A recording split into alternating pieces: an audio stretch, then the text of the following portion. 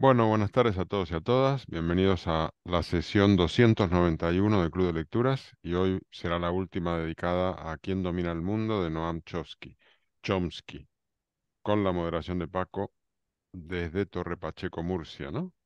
Correcto. Bueno, Muy bien. hoy en realidad estoy en Molina de Segura, Murcia. Estoy en casa de mi suegra. Ah, vale, perfecto. Muy bien. Bueno, entonces, como siempre hacemos, nos presentamos. Bueno, yo estoy en Galapagar, Madrid. Yo Pepa, estoy en la Cañada, Madrid. Carmen, Carmen, Carmen, se quedó congelada. sí. Ah, no, no, no, no, no. Se mueve, pero no. Bueno, Carmen, si no ha cambiado de sitio, está en Pozuelo, Madrid. Lo digo por ti, Carmen. Orlando. Estoy Sí, oyendo y estoy conectada, no os preocupéis. vale, gracias. Orlando Parra, Pereira, Colombia, saludos. ¿qué tal? Saludos. Claro, no, Ana no. Camarero, Buenas tardes, Torrelodones, Madrid. ¿qué tal? Buenas tardes. Muy bien, Perdón, Paco. yo de Pozuelo, Carmen, Perfecto, gracias. de Madrid. Muy bien. Vale, Paco, todo tuyo. Muy bien, yo creo que terminamos a las puertas del artículo que venía a ser el capítulo 8 del libro, la semana Exacto, en la que el mundo contuvo la respiración, si no estoy equivocado. exacto, exacto. Vale, pues si os parece, vamos con el breve resumen y enseguida afrontamos las preguntas porque nos queda mucha tela, hay mucha ropa por planchar. Vale, La conocida expresión de la semana en la que el mundo contuvo la respiración está referida a la también llamada crisis de los misiles, cuando Kennedy amenazó con una confrontación nuclear si la URSS no retiraba su armamento que desde Cuba apuntaba a Estados Unidos. Aunque hubo otros momentos en los que el mundo estuvo al borde de una guerra nuclear, en este caso tenemos la documentación desclasificada del Consejo de Seguridad Nacional, EXCOM, que nos sirve para ver en detalle las deliberaciones de los consejeros que el presidente grabó en secreto. De los registros se concluye que el 26 de octubre de 1962 el presidente Kennedy se inclinaba hacia la acción militar para eliminar los misiles de Cuba y seguiría con una invasión, según los planes del Pentágono. En estos momentos llegó una carta del primer ministro soviético Nikita Khrushchev dirigida directamente al presidente Kennedy. Los misiles serían retirados si Estados Unidos prometía no invadir Cuba. Unas horas después, Khrushchev ofrecía otra opción: retiraría las armas ofensivas de Cuba si Estados Unidos retiraba sus cohetes de Turquía. Esa posibilidad era asumible, en especial porque los misiles en Turquía estaban obsoletos y porque el propio Estados Unidos había instalado misiles secretos en Okinawa. Pero se prefirió trasladar una imagen de mayor dureza y de supremacía militar. Finalmente, Khrushchev retiró los misiles. Kennedy aceptó el compromiso informal de no invadir Cuba, pero con condiciones. No solo la retirada de los misiles, sino también la finalización o al menos una gran disminución de cualquier presencia militar rusa en la isla, ¿se entiende? Si Cuba dejaba de ser un campamento armado, probablemente no invadiremos, en palabras del propio presidente. Añadió que si deseaban quedar libre de la amenaza de invasión, Cuba debía terminar su subversión política en Latinoamérica. Pese a todo ello, el principal peligro con Castro era el impacto que la existencia misma de su régimen tenía sobre el movimiento izquierdista en muchos países latinoamericanos, puesto que representa un exitoso desafío a Estados Unidos. Esto explica la política de embargo que, en contra de gran parte de la opinión pública y también, y esto es más sorprendente, de importantes sectores económicos estadounidenses. La crisis terminó oficialmente el 8 de noviembre. Ese mismo día, un equipo de sabotaje desplazado desde la costa americana atacó una fábrica cubana causando decenas de muertos, según La Habana. Continuaba la operación Mangosta, que eran acciones terroristas de terceros. Entendido por terceros, gente subcontratada para realizar estas acciones y no involucrar la bandera. Tras la crisis, Kennedy renovó oficialmente las acciones encubiertas contra las industrias e infraestructuras e incluso planificó un atentado contra Castro. El problema cubano tenía prioridad en la CIA. Tras este episodio, quedó establecida la doctrina de que Estados Unidos tiene derecho a desplegar unilateralmente misiles nucleares en cualquier parte, apuntados a China, a la URSS o a cualquier otro, mientras que Cuba no tenía ningún derecho a poseer misiles para defenderse contra lo que parecía una creíble invasión inminente. Esos mismos principios son los que se usan ahora contra Irán, que podía plantear sus defensas como un elemento disuasorio de oposición a la fuerza estadounidense o israelí. Se trata de una doctrina que contribuye al riesgo constante de guerra nuclear. Más allá del carácter disuasorio, esta doctrina contribuye al riesgo permanente de guerra nuclear. La amenaza es constante. Ha habido centenares de casos en los que los sistemas automatizados han emitido falsas alarmas y solo gracias a la intervención humana se han abortado un golpe minutos antes del lanzamiento. También la India y Pakistán han llegado al borde de la guerra nuclear en varias ocasiones. Y entonces, a partir de lo que contaba aquí Chomsky, a mí me suscitaban dos preguntas. ¿Crees que los acuerdos internacionales están siendo eficaces para evitar el holocausto nuclear? Y la segunda, ¿por qué crees que ahora la población no se moviliza en contra de la carrera armamentista y la proliferación nuclear? ¿Es porque le han perdido el miedo? ¿Porque confía en los sistemas de control supranacionales o porque se ha resignado a ese riesgo?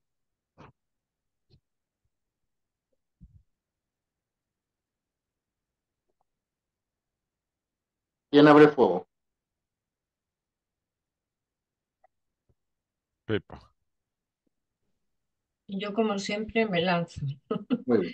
A ver, son dos preguntas. La primera, a ver, repítemelas, que ya me he liado. ¿Crees que los acuerdos internacionales están siendo eficaces para evitar el holocausto nuclear? A ver, espera. A ver, está lo de el tratado ese de no proliferación, ¿no? De armas nucleares, ¿no? Correcto, Pero que por lo que yo he visto, ahí hay 5 países que son precisamente los que están en el Consejo de Seguridad, me parece, correcto. eso sí que se lo permiten a sí mismos, tener armas nucleares, ¿no? A los demás se les restringe. También parece que hay como una ratificación del tratado bastante universal, bastante amplia. Solo algunos países asiáticos, India, Pakistán, Israel y Ujú. también y Corea del Norte que había firmado el tratado, pero luego se desdijo y se ha salido, ¿no? Bien. Yo creo que con la idea que se percibe la población, y yo me incluyo como población con una información ramplona, pero información al fin y al cabo, es que la situación no es la misma que en los años 60, o sea, hay por lo menos una intención de controlar, aunque ese control todos sabemos que en el fondo es muy relativo, ¿no? Que si Israel puede disponer de armas nucleares, pues fíjate la que se puede liar, ¿no? O sea, que la existencia del control parece que pacifica un poco el miedo aquel terrible que había en los años 60, pero por otro lado tampoco es una situación que nos pueda decir que no tenemos que preocuparnos por un holocausto nuclear. Todos en el fondo sabemos que puede pasar, aunque quizá es igual de posible que hace 50 años, pero es menos probable. Y entonces un poco en eso estamos, ¿no? Y, y dices que ¿por qué la población no se moviliza contra la carrera armamentística? Pues ahí yo sí que pienso que en parte es porque se le ha perdido un poquito el miedo, porque sabemos que hay ese trasfondo de que más o menos se están conteniendo ahí todos, pero también porque han surgido cuestiones que afectan a la población de una forma más mediata, ¿no? Más pues la pobreza, la emigración, la globalización que ha descuanjeringado tantas economías. O sea que han surgido otros motivos de preocupación, además del miedo a que se produzca un conflicto nuclear, ¿no?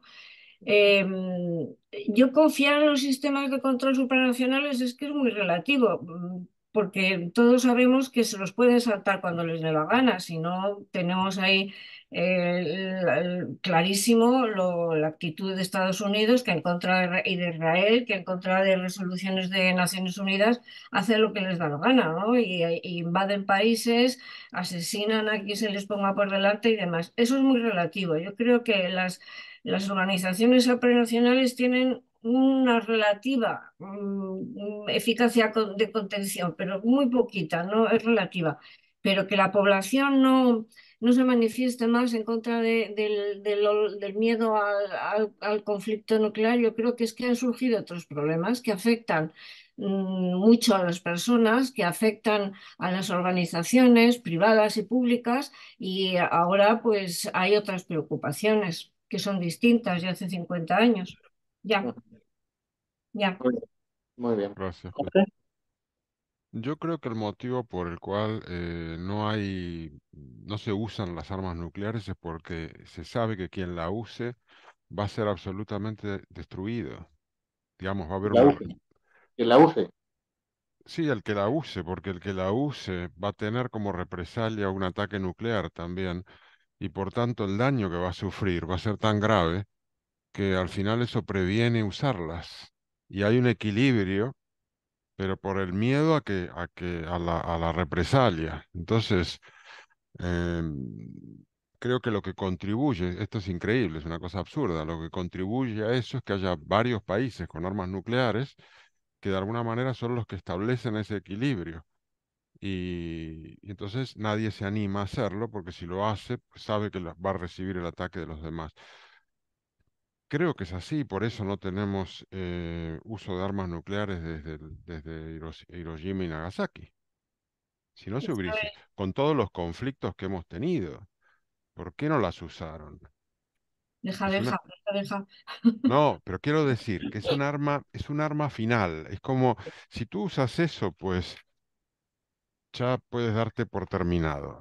Entonces, bueno, me acuerdo que este era ¿Puedo, el puedo, argumento que puedo, puedo intervenir un momento? Una sí, cosita. Ese era el principio en el que se basaba el rearme nuclear, el efecto disuasorio del miedo. Ujú. Es decir, era disuasorio. Yo no les voy a lanzar un misil a aquello, porque es que aquellos tienen tropecientos mil misiles también y me los van a lanzar inmediatamente a mí, ¿no? Era el efecto disuasorio del miedo al contrario, ¿sabes? Pienso yo, vamos. sí, Ujú. sí, sí, no, sí, yo no me lo inventé también, te digo, cuando leímos a Harari en Sapiens, él defiende esa idea, bueno, no sé si en Sapiens o en cuál de sus libros, y yo creo que la realidad verifica eso. Ahora, puede aparecer alguien que en un momento de locura le dé al botón, sí, pues, por supuesto, y lo estamos viendo en este libro, que hay situaciones muy límite en la cual hay un momento en el cual podría haber sucedido. Hay un momento en el cual la Unión Soviética podría haber lanzado misiles nucleares, más adelante en otro capítulo lo dice, y no sucedió porque el tipo que estaba al mando no reportó al superior y falló la cadena de mando, pim pam pum, un error de un tío, pues no le dio al botón. Pero en otra ocasión no va a haber ese error y le va a dar. ¿Por qué no se moviliza tanto? Yo creo que porque lleva muchos años sin usarse. Y entonces es como la gente se ha habituado. El día que se vuelvan a usar, pues ahí habrá marchas y habrá de todo. Somos un espanto como especie, no tenemos una visión racional. Vamos a lo que toca, ¿no? Ahora estamos en otras historias. En fin, Muy bien. paso palabra. Taylor. Sí, estoy de acuerdo con lo que dijo Pepa, que tenemos asuntos más importantes ahora que con los cuales tenemos que lidiar, la hambruna, el cambio climático. Entonces, pienso que esto de control de armas nucleares fue algo más vigente durante la Guerra Fría y obviamente todavía afecta a las relaciones internacionales, pero no es el punto principal entre los países. Y una cosa interesante que leí, pues cuando estalló la guerra en Ucrania, estaba Ujú. pensando por qué los Estados Unidos no van como mandar tropas para ayudar a estos ciudadanos porque están sufriendo.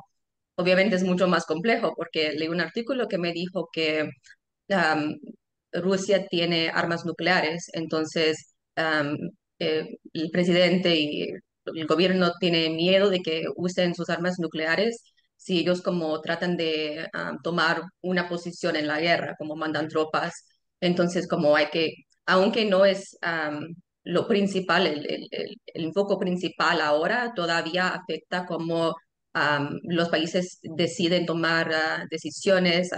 con respecto a sus relaciones con otros países. Entonces, como me hizo pensar como no es tan sencillo como quiero ayudar a este país, como porque hay que tomar en cuenta las acciones como de represalia.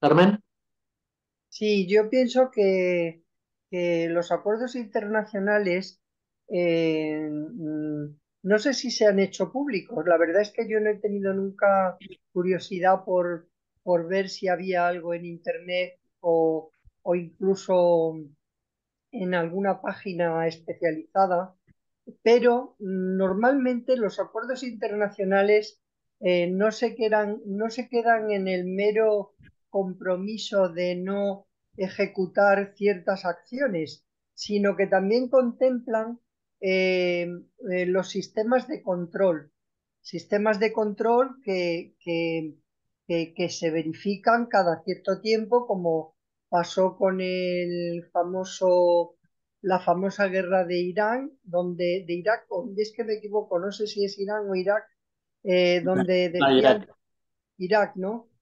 Donde decían que había armas de destrucción masiva.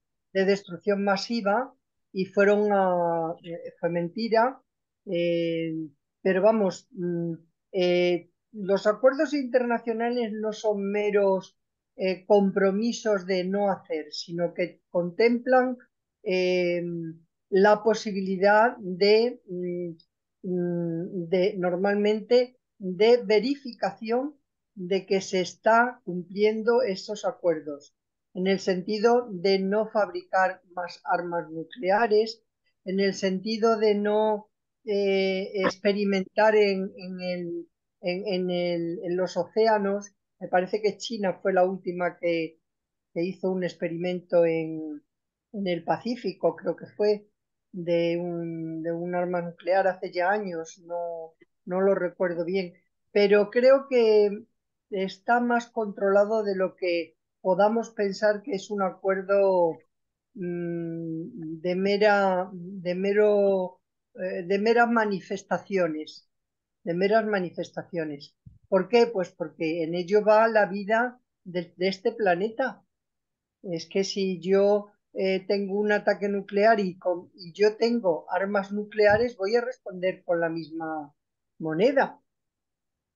Entonces, me parece que Corea del Sur, creo que era, o Corea del Norte, no estoy Corea del segura. Norte. Corea del Norte. Corea del Norte me parece que tiene armas nucleares, que lo han descubierto de alguna manera o lo han... eh, entonces yo me imagino que habrá un comité suficientemente amplio de especialistas que controlen las armas nucleares del planeta. Eso es lo que yo imagino que permite, por favor, ¿puedes volver a poner la pregunta, Jorge? Que no recuerdo la segunda, Sí, pero la segunda era ¿por qué la población no se moviliza contra la carrera armamentista? pues no se moviliza la población principalmente porque no existe ningún ataque nuclear. No existe un hecho que haga movilizar a la población en este sentido. La población solo se manifiesta y solo se pierde el miedo a, a manifestarse y a hacer lo que sea necesario, como pasó con la guerra de Vietnam o como pasó con la vida de los negros importa. Las manifestaciones que hay son siempre en respuesta de actos, en respuesta de acciones concretas. Entonces, como ahora mismo no hay ningún ataque nuclear ni ninguna situación que la población haya visto en el sentido de movilizarse, pues no se moviliza. Ahora se está movilizando contra la guerra de Israel, se está movilizando, pero son normalmente las manifestaciones responden siempre a actos, no son manifestaciones o a actos o a solicitud de derechos vulnerados flagrantes, pero no se manifiesta por posibilidades de algo que es inexistente, de momento. Hasta ahí. Muy Pues, bien. si me permites decir algo, Carmen, despreocúpate que en Argentina se han prohibido las manifestaciones. Solamente van a poder hacerlas en la acera, en la vereda. ¿Eh? Madre mía, no lo Es decir, que sabía, tienen Jorge. que ir de a uno, 50.000 personas ocupando no sé cuántas manzanas porque solamente se admite en la acera. Vale, nada Pues más. ¿Cuál es la no serra? The sidewalk, ¿no? The pavement. Ok, ok, sí, sí, no sí.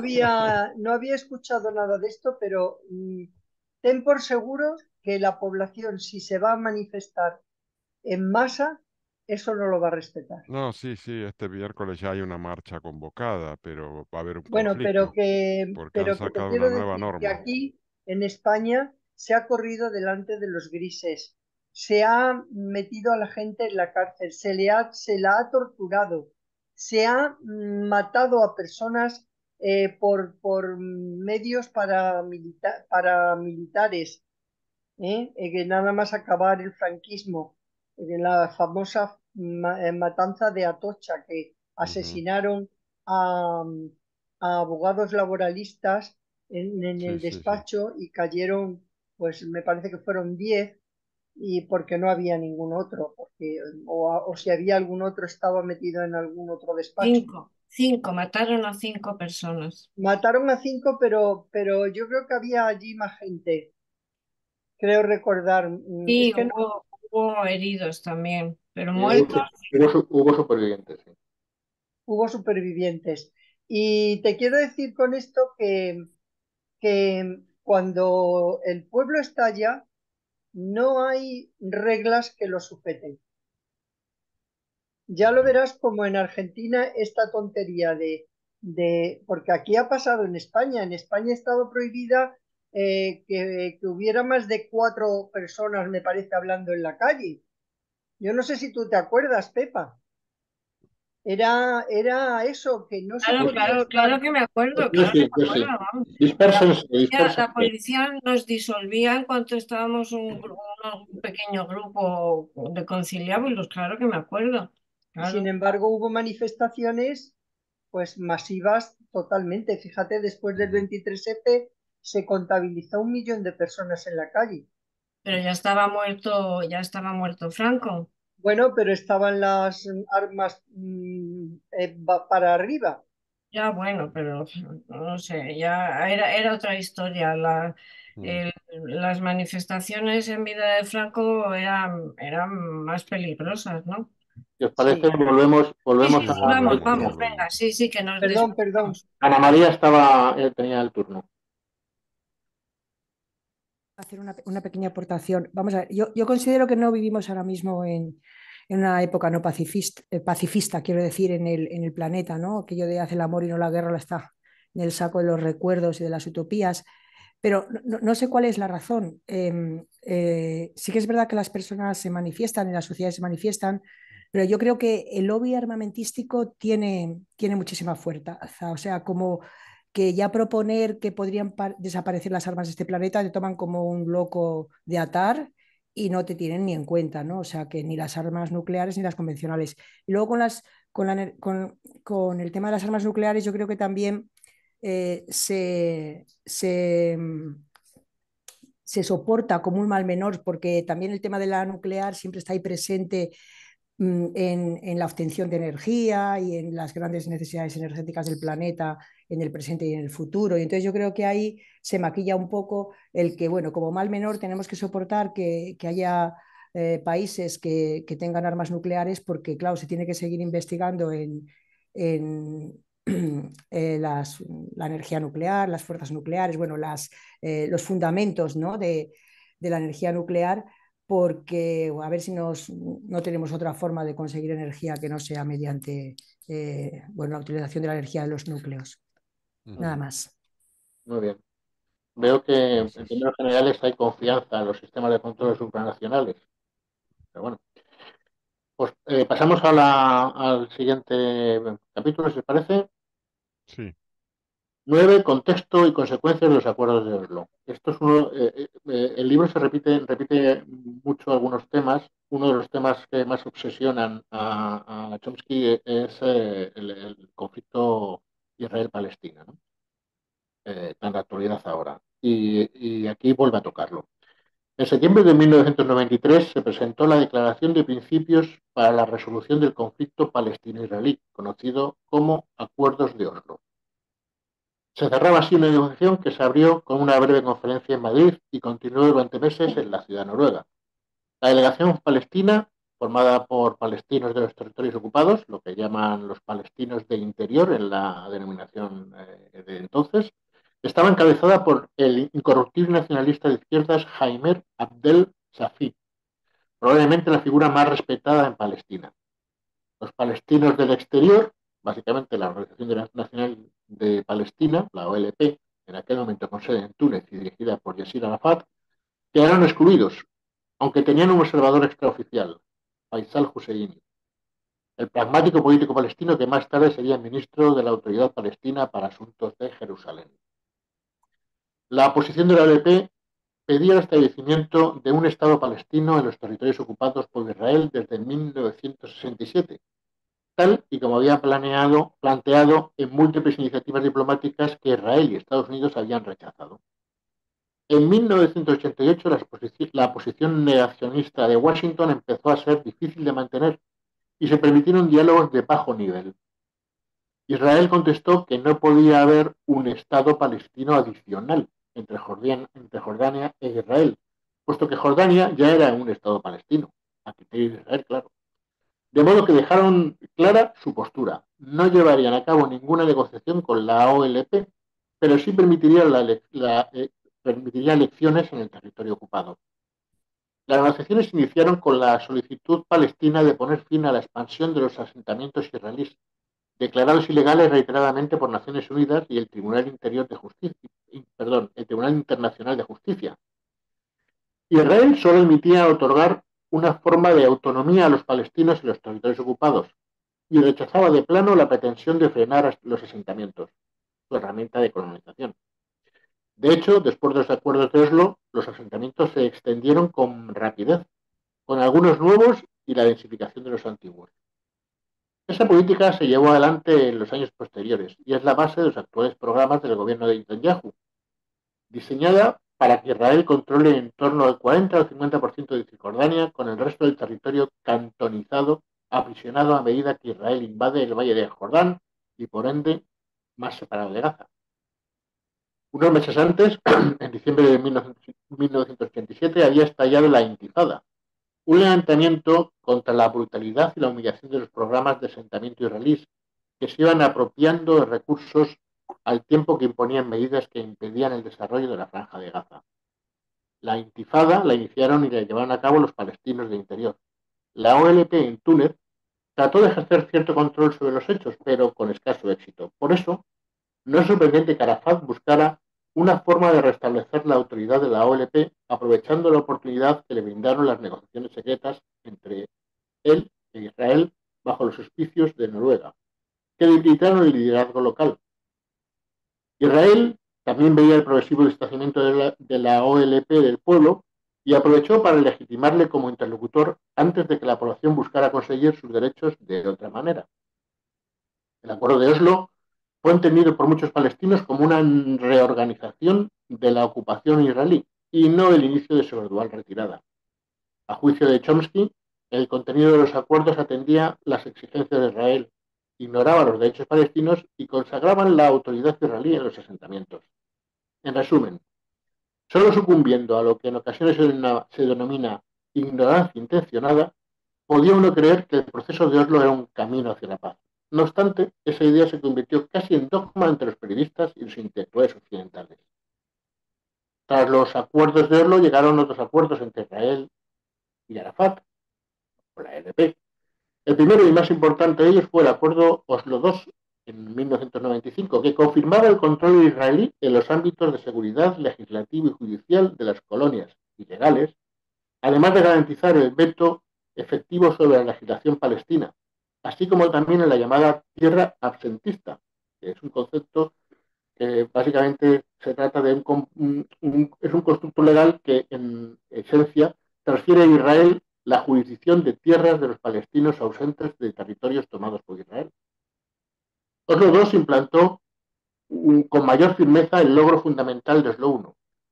Todas las resoluciones de Naciones Unidas sobre los derechos palestinos fueron derogadas, incluidas las relativas a la legalidad de los asentamientos, el estatus de Jerusalén y el derecho del retorno. Eso borró de un plumazo casi todo el historial de la diplomacia de Oriente Próximo, salvo una versión puesta en marcha en el denominado proceso de paz, dirigido unilateralmente por Estados Unidos. Así han continuado las cosas hasta el presente. Hasta el presente es 2016, que es cuando escribí este artículo. Hild Henriksen Wag, creo que se pronuncia así, que era la comisionada del Ministerio de Asuntos Exteriores de Noruega para estudiar los acuerdos, concluyó lo siguiente.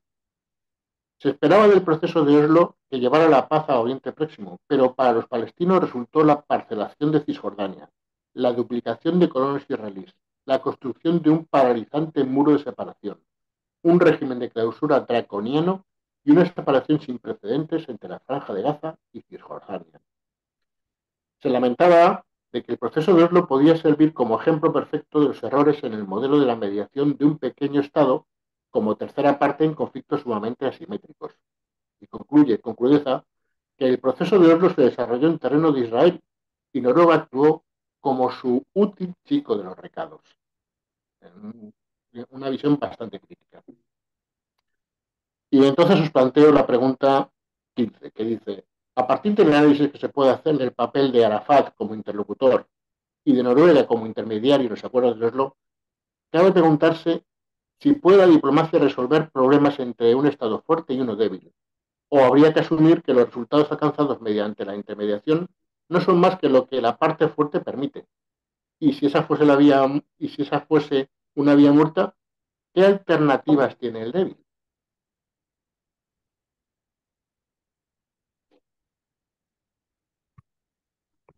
¿Cómo lo veis? ¿Realpolitik, Pepa? Pues se ve jodido. Que os diga, es jodido, claro, porque, en fin, negociaciones entre un Estado fuerte y uno débil, eso es como un cuento, como el cuento del pulgarcito, es imposible. Es un ogro contra un ser humano debilitado, eso no tiene sentido. No sé, la diplomacia yo creo que es una de las actividades entre los estados que es más complicada, porque se ocultan muchas cosas, porque no trasciende mucho de lo que está pasando realmente. Forma parte de la propia esencia de la diplomacia la ocultación, ¿no? Nunca se sabe muy bien por dónde van a salirse, ¿no? Pero la única solución factible para solucionar, no digo el conflicto ahora, que ahora no tiene nada que ver con eso, lo que había en 2016 hubiera sido la presencia de uno o varios mediadores entre los dos estados, ¿no? Un proceso de mediación, no arbitraje, mediación, con todas las garantías internacionales, con todo el respaldo de Naciones Unidas, con todo el respaldo de las organizaciones y demás. Porque, ¿cómo va a negociar un débil frente a un fuerte? Es que es absurdo, es que es una entelequia imposible de digerir, ¿no? Eso no tiene ningún sentido. Lo único que se me ocurre es que en ese momento, ahora ya no, una mediación podría haber servido de algo, pero para eso hace falta mucha voluntad para someterte a una mediación. Hace falta la voluntad de decir, bueno, no somos capaces nosotros dos de ponernos de acuerdo y dado que no somos capaces, vamos a pedirle a una tercera persona u organización que nos ayude a ponernos de acuerdo. Eso es una mediación, ¿no? Con el compromiso de que vamos a asumir lo que el mediador nos facilite, ¿no? Pero yo no veo que haya otra solución. No, nada. Y ahí me quedo ¿Y porque no. qué alternativa tiene el débil entonces? ¿Perdón?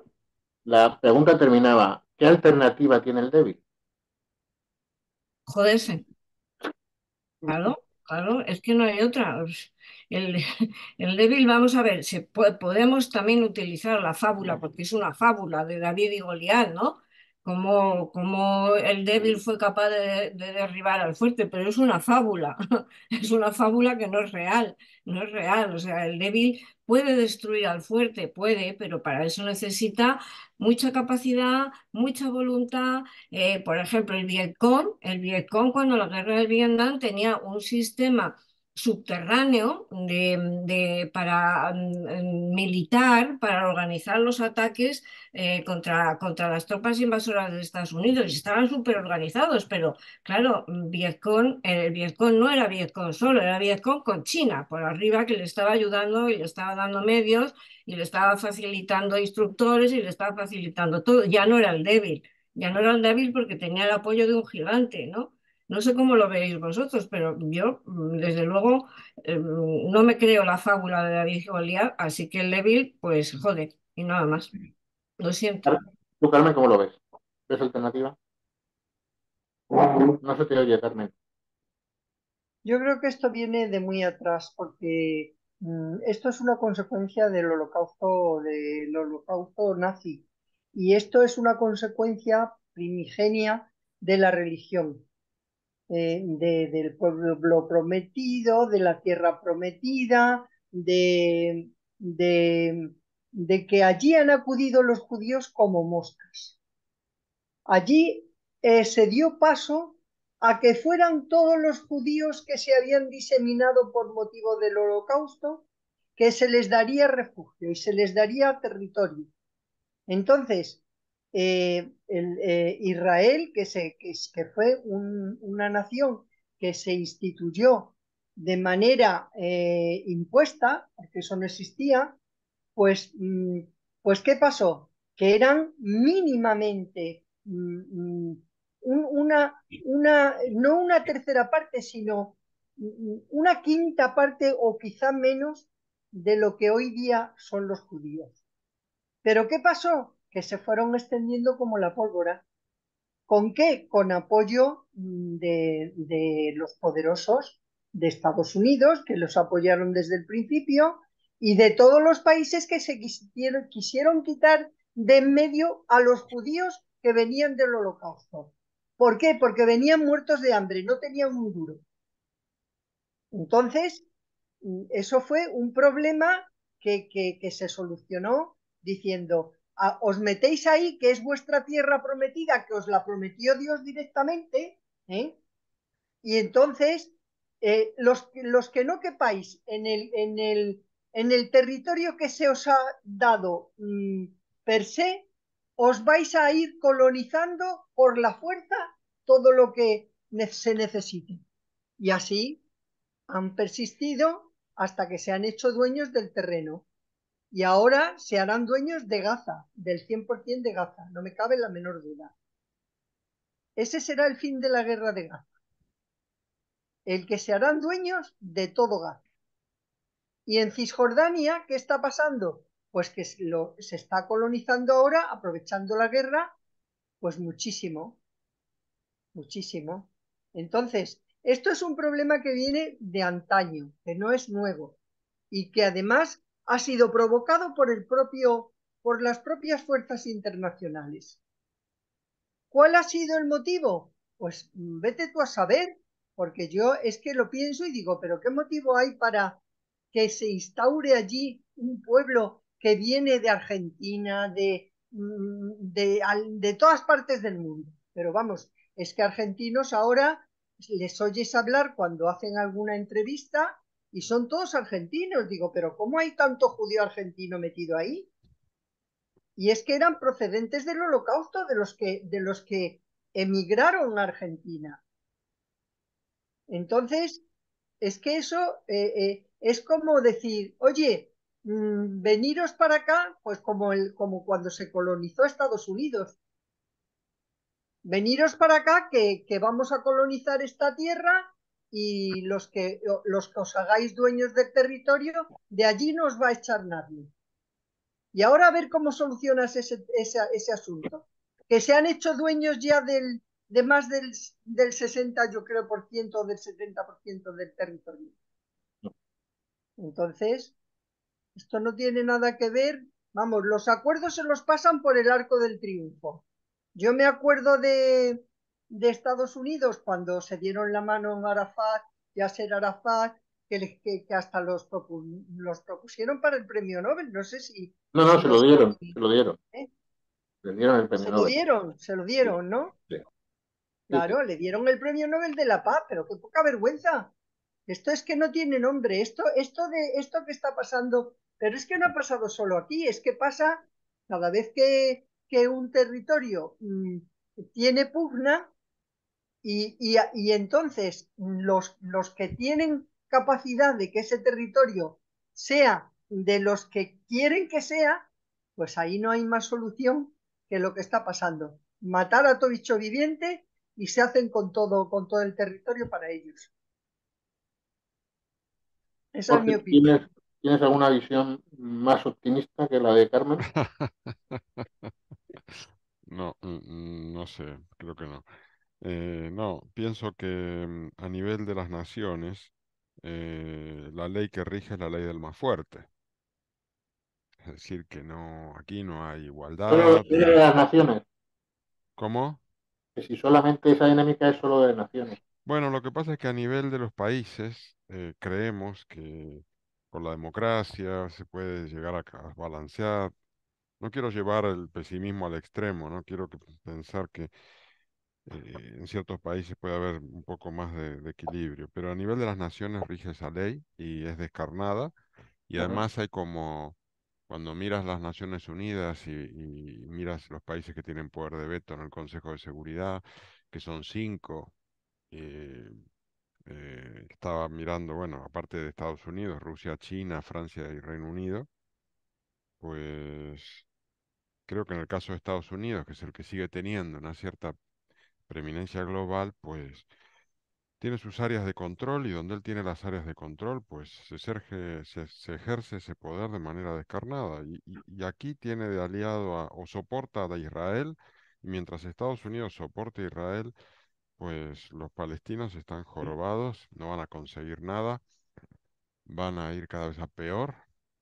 Pero hay una cosa que está pasando, que la dice em, Chomsky, que ya no hay tanto flujo de judíos que van a su tierra prometida y van a Israel. Eso pasaba antes. Ahora no está pasando, digamos. Ahora Israel Perdona, no es Jorge, pero atractivo sigue. ahora.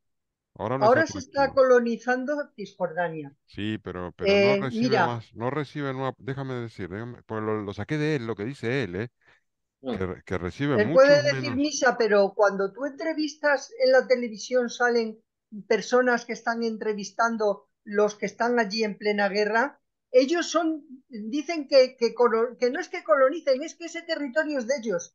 Dice, oiga, pero Vamos si aquí han a, vivido mis abuelos y mis bisabuelos y toda mi familia durante toda la vida, ¿cómo me dice usted que el territorio es suyo? Carmen, Si vamos ese a dejar que termine el A argumento. ver, yo no soy un Creo que no iba, experto. Te creo que no va digo, por ahí. una vez que convences a la población y que la población ya tiene en mente que ese territorio es de ellos, ya puedes decir misa, que los acuerdos no valen para nada.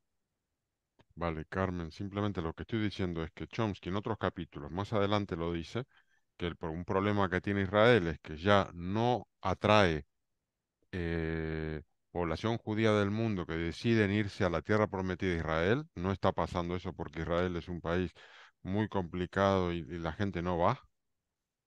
Y por otro lado tiene baja natalidad porque es un país muy desarrollado. Sin embargo, los palestinos tienen altísima natalidad y hay un crecimiento muy desigual demográfico, ¿no? Entonces, no sé eso cómo se va a resolver, pero hay quienes dicen que Israel, el día que Estados Unidos le suelte la mano, pues Israel tiene los días contados, no sé si los días contados, pero lo va a tener muy difícil. Ahora mismo está como soportado por por la potencia global. Entonces, en síntesis,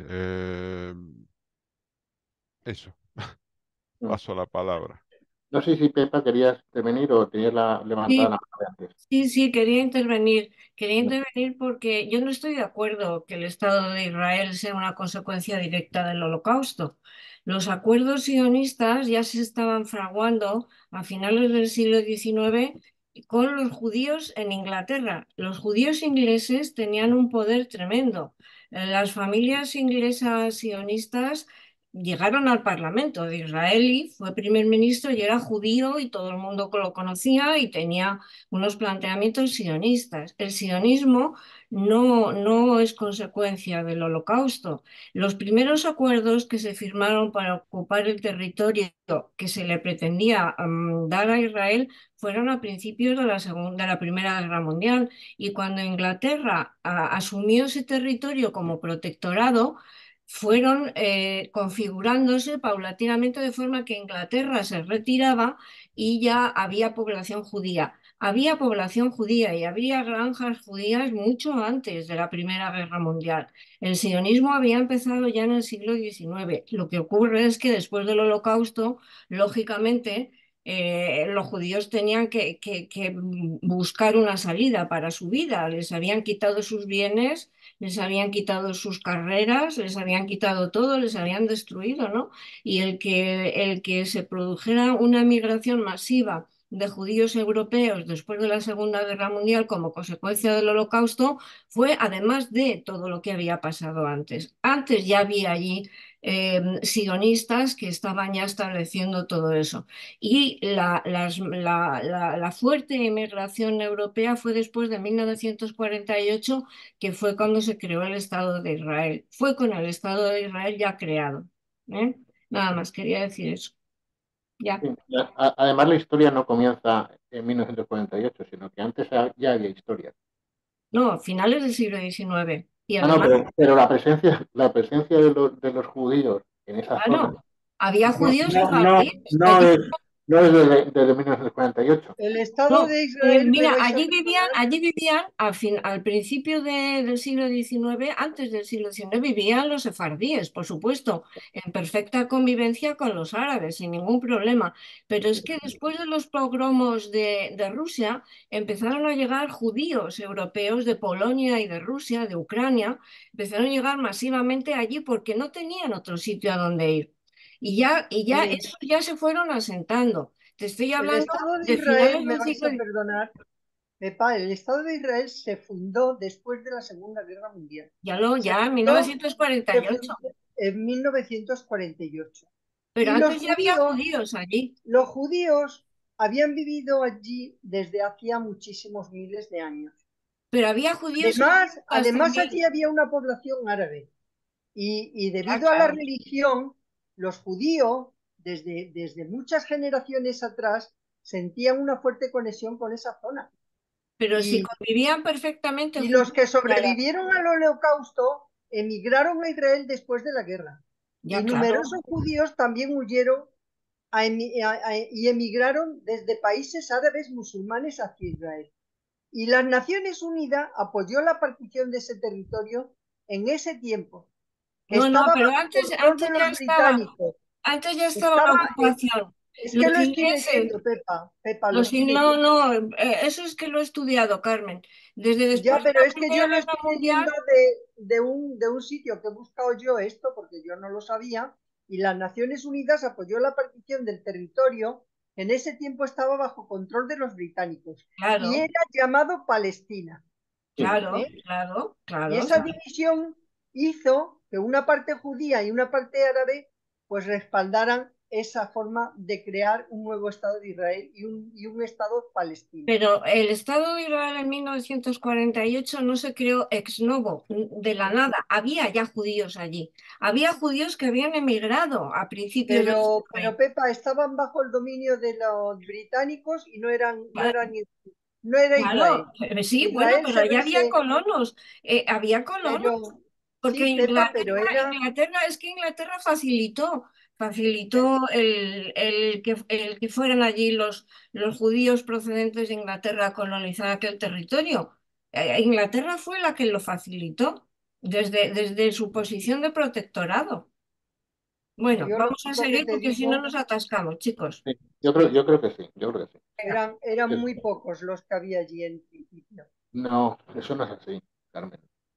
Pues te Los digo judíos, que es la así. presencia de los judíos. Entonces, mira, escribes a la página de Ana Frank House y le rectifican lo que pone aquí. No, no te puedo Que, rectificar nada a nadie. Yo lo único que claro, digo es es que que es dices que una. no eran muy pocos, eran No, no. mínimamente, eran muchos más los que eran palestinos, ¿eh? que Sí, los que eran judíos, muchísimos más. sí, Lo que pero que la pasa es que presencia, pero la se presencia, fueron yendo desde el holocausto, se fueron yendo hacia allí. ¿Por la qué? Porque presencia de les abrieron. judíos en esa zona es una presencia milenaria. Tampoco podemos ahora despachar esto y que pareciese que el mundo empezó en 1948. No, no, por supuesto que no. Ah, Pero si yo empezó diciendo que el problema es religioso, es bueno, yo que este es el no pueblo dije eso. prometido, el Bueno, pueblo prometido os por parece Dios. que sigamos para no Sí, quedarnos sí. encastillados en esta. Sí, Lo que vamos a queráis, seguir. El tema va a volver, ¿eh? El tema va a lo que volver. queráis, pero es que este tema está tan candente ahora mismo que es que, claro, te tienes que informar porque es que, vamos, por parte mía, porque yo de esto sabía poco, pero ahora me he informado porque es un tema que me preocupa muchísimo y además he visto un programa hace ya unos meses en televisión de cómo fue la ocupación de los judíos hacia Palestina. Y entonces os digo que es que fue una cosa, iban barriendo. Bueno, me callo. Vas a tener ocasión de volver sobre el tema porque el siguiente capítulo, dentro de 2 capítulos, volvemos. En este volvemos al tema anterior del fin de la vida, ¿no? De los riesgos del fin de la vida. El capítulo 10 dice la víspera de la destrucción. Para aventurar qué puede deparar el futuro, es interesante mirar la especie humana desde fuera. Así que imagina que eres un observador extraterrestre que trata de adoptar una posición neutral y averiguar lo que está ocurriendo. Por primera vez en la historia de la especie humana, hemos desarrollado claramente la capacidad de destruirnos. Eso es cierto desde 1945. Ahora por fin se está reconociendo que hay más procesos a largo plazo, como el deterioro medioambiental, que conducen en la misma dirección. Y hay otros peligros, como las pandemias, que tienen que ver con la globalización y la interacción. Un observador extraterrestre verá fácilmente que hay dos grupos. Aquellos que intentan con todas sus fuerzas hacer algo para contener estas amenazas y otros que actúan para que aumenten. La paradoja es que aquellos que intentan mitigar o vencer las amenazas son las sociedades menos desarrolladas, las poblaciones indígenas, o lo que queda de ellas, sociedades tribales y pueblos originarios de Canadá. En vez de hablar de la guerra nuclear, hablan de los desastres ambientales y de verdad intentan hacer algo al respecto. En muchos casos, las sociedades en las que las poblaciones indígenas tienen influencia se adopta una posición fuerte. La postura más decidida de cualquier país en relación con el calentamiento global es la de Bolivia, que cuenta con una mayoría indígena y formulaciones constitucionales que protegen los derechos de la naturaleza. Ecuador, que también posee una gran población indígena, es, que yo sepa, dice Chomsky, el único país exportador de petróleo cuyo gobierno está buscando ayudas para mantener ese petróleo en el sustrato en lugar de producirlo y explotarlo. Cierto es que Europa está haciendo algo para desarrollar energías alternativas. Entre tanto, Estados Unidos, el país más rico y poderoso de la historia del mundo, es el único entre alrededor de un centenar de naciones relevantes que no tiene una política nacional para restringir el uso de combustibles fósiles y que ni siquiera tiene objetivos de energías renovables. No es porque la población no lo quiera. Los estadounidenses están muy cerca de la norma nacional en su preocupación por el calentamiento global. Son las estructuras institucionales las que bloquean el cambio. Los intereses económicos no lo quieren y su poder sobre el mundo de la política es enorme. Así que hay una gran brecha entre la opinión pública y la política de montones de temas, incluido el de la emergencia climática. La otra cuestión es la guerra nuclear. Es sabido desde hace mucho tiempo que si se produjera un primer ataque de una gran potencia, incluso sin ninguna otra respondiera, probablemente destruiría la civilización por las consecuencias que el invierno nuclear provocaría. Según Chomsky, han sido ya muchos los incidentes que nos han dejado al borde de la confrontación nuclear y se podrían sacar enseñanzas de ello. En concreto, plantea la situación de Irán, cuyo potencial nuclear es una obsesión de Occidente. Chomsky recuerda una propuesta bastante sensata que se planteó en 2013 en una reunión de los llamados países no alineados, y que consiste en avanzar hacia el establecimiento de una zona libre de armas nucleares en la región. Esa no sería la respuesta a todo, pero sería un bonito y significativo paso adelante. Al entender de Chomsky, Estados Unidos ha boicoteado cualquier paso en este camino, con la mirada puesta en la posición de Israel. Ese patrón de comportamiento es el que, a su entender, se aplica también sobre Corea del Norte. A su juicio, el interés de Pyongyang en armarse tiene su raíz en la guerra de 1950, que dejó el país completamente destruido, arrasado por una enorme superpotencia, Estados Unidos, que además se vanagloriaba de lo que hacía.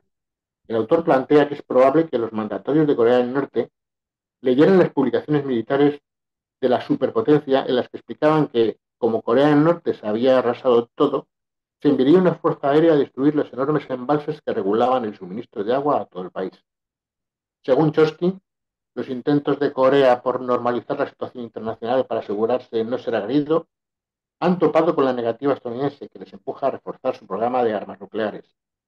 Chomsky vislumbra un futuro de destrucción mundial, a menos que la gente haga algo. Siempre podemos hacer algo, concluye. Bueno, a vuestro juicio, ¿qué es ese algo que se puede hacer? ¿Qué puede hacer la gente para evitar esa catástrofe?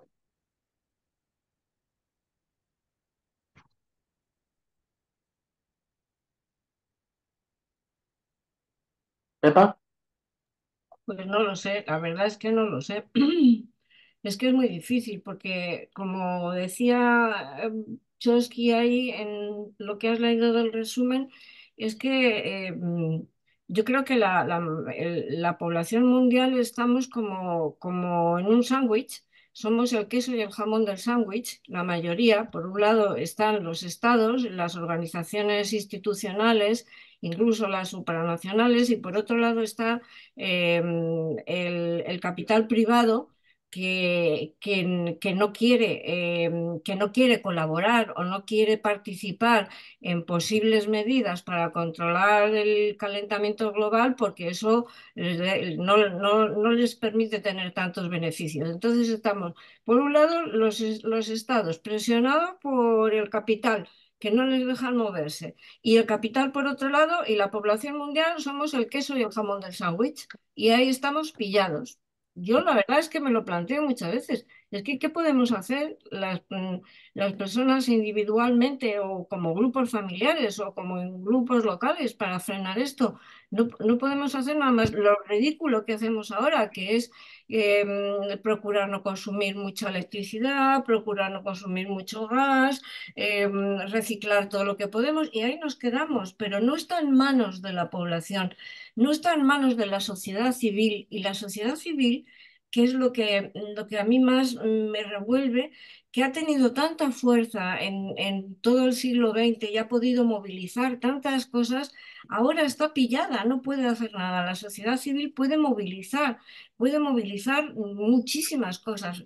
Lo de Sudáfrica, por ejemplo, cómo la sociedad civil movilizó todo el apartheid y liquidó todo eso. Pero ahora la sociedad civil está pillada, está pillada. ¿Qué podemos hacer?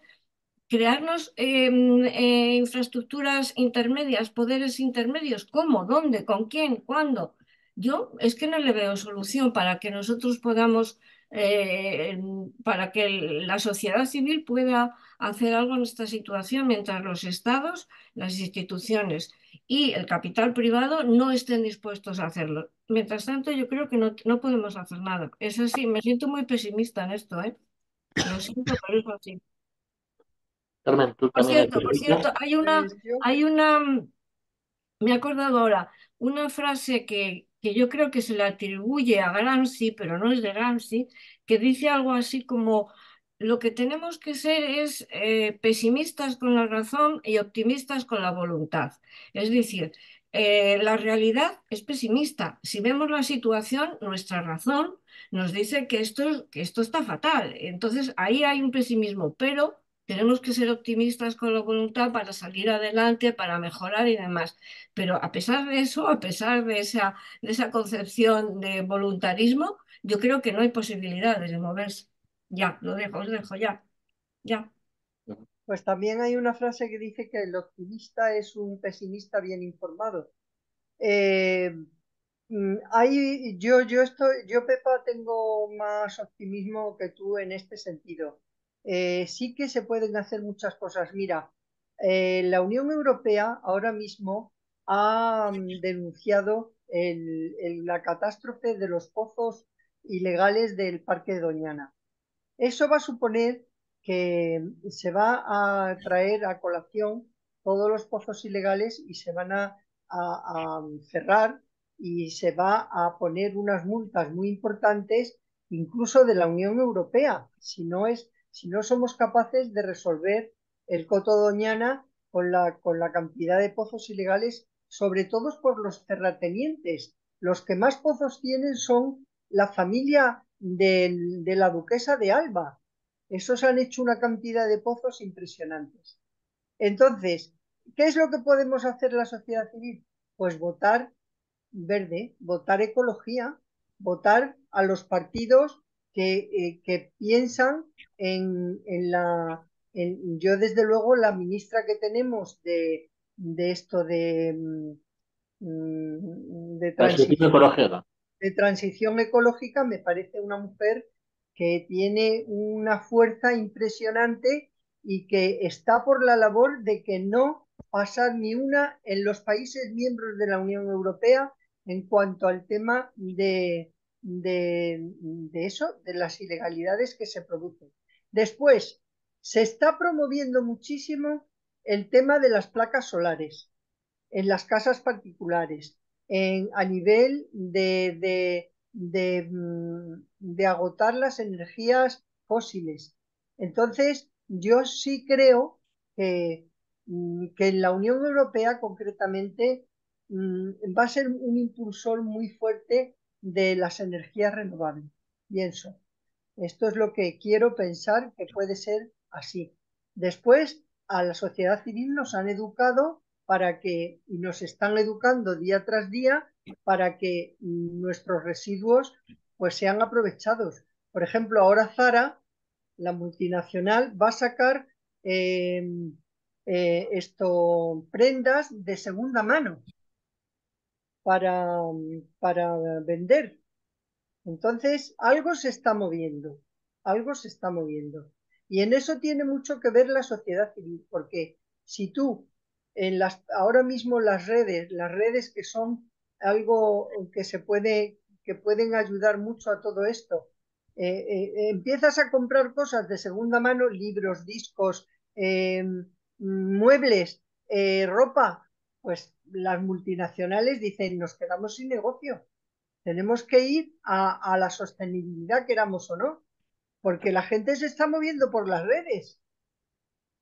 Entonces yo tengo cierta esperanza, sinceramente, hasta ahí. Jorge. A ver, yo creo que me sacaste la palabra porque, Carmen, porque quería hablar de la Unión Europea, porque me parece que es el ejemplo que debería seguirse. Digamos, el modelo de Estados-nación, que simplemente tienen una gobernanza por encima en base a ciertas instituciones transversales, tipo Naciones Unidas y tal, es súper débil para evitar conflictos, para resolverlos, para tener una visión de conjunto. Es como, no, no funciona, me parece. Sin embargo, el que agrupaciones de estados-nación creen una instancia de gobernanza por encima de ellos, que tenga una visión de conjunto, que haga como de árbitro, que contenga los ánimos nacionalistas, como es el caso de la Unión Europea, es una garantía de cierta visión más ecuánime, más pacífica y de preocuparse por problemas que si uno los mira solo desde la instancia nacional, no los puedes resolver. Los tienes que mirar en una escala por encima, pero con cierto poder, con un parlamento, con unos comisarios, con un... Entonces, para mí lo ideal sería que ese modelo se replicase por regiones, que por ejemplo Latinoamérica conforme una especie de unión latinoamericana, que África haga lo mismo. El otro día escuché, bueno, es horrible, pero digamos, el príncipe de Arabia Saudí diciendo que quiere hacer lo mismo con todo Medio Oriente. Bueno, él se pondría como el gran jefe, supongo, no sé cómo lo piensa. Pero vamos, si lográsemos hacer eso, pues el mundo podría ser más seguro. Y se evitarían, habría más posibilidades de evitar catástrofes. No sé, hasta ahí. Ujú. ¿Alguien más que comentar algo? Pues pasamos al siguiente capítulo, que volvemos con el conflicto Israel-Palestina. En este capítulo, Chomsky vuelve, bueno, le titula Las opciones reales en el conflicto Israel-Palestina. Os recuerdo que esto está escrito en 2016. ¿Eh? En este capítulo, Chomsky vuelve a uno de sus temas favoritos, pero añade un componente nuevo en el análisis, la demografía, de lo que hablaba antes. La propuesta de un solo Estado que incluyera en su seno a los palestinos acarrearía un riesgo existencial para la identidad de Israel como Estado judío y democrático, porque la dinámica demográfica previsiblemente conllevaría a que en un plazo no muy largo la población de ese Estado sería en su mayoría palestino-árabe. Para conjugar el peligro para Israel de dejar de ser judío y democrático, muchos analistas insisten en que su gobierno debería aceptar la opción de la coexistencia de dos estados, uno judío y otro palestino. Pero hay una tercera opción, a juicio de Chomsky, la que Israel persigue con el apoyo constante de Estados Unidos y la única alternativa realista al acuerdo de dos estados. Tiene sentido, en opinión del autor, contemplar una futura democracia secular binacional en la antigua Palestina, desde el mar hasta el río. Ojo que este eslogan, eso desde el mar hasta el río, es precisamente el eslogan palestino, que básicamente significa que Israel no tiene derecho a existir en el territorio comprendido entre el río Jordán y el mar. Pero bueno, aquí no lo utilizo en ese sentido Chomsky, pero desde luego él conoce perfectamente lo que significa ese eslogan. Chomsky matiza, la única forma de defensa plausible ha sido un proceso por fases, que empieza con un acuerdo de dos estados. No se ha sugerido ningún otro camino que tuviera ni siquiera una remota posibilidad de éxito. Proponer una solución binacional, un Estado, sin pasar a una defensa efectiva, proporciona apoyo a una tercera opción, la realista, que cobra forma ante nuestros ojos. De facto, Israel está dando pasos en ese sentido. A esa intención responde la ampliación de Jerusalén más allá de sus límites históricos, añadiendo pueblos palestinos y tierras circundantes, y declarándolo capital de Israel. ¿Qué tiempos aquellos en los que la capital de Israel era Tel Aviv? También abunda en este sentido la incorporación del territorio junto al mar, de separación, el muro de anexión, en palabras de Chomsky, expropiando campos y recursos, la ocupación del Valle del Jordán y la construcción de infraestructuras de comunicación de los colonos con los centros urbanos del interior de Israel. En paralelo, se producen expulsiones regulares de palestinos. Estos desahucios y deportaciones se realizan en ámbitos limitados para no levantar demasiada atención internacional, aunque el efecto es acumulativo.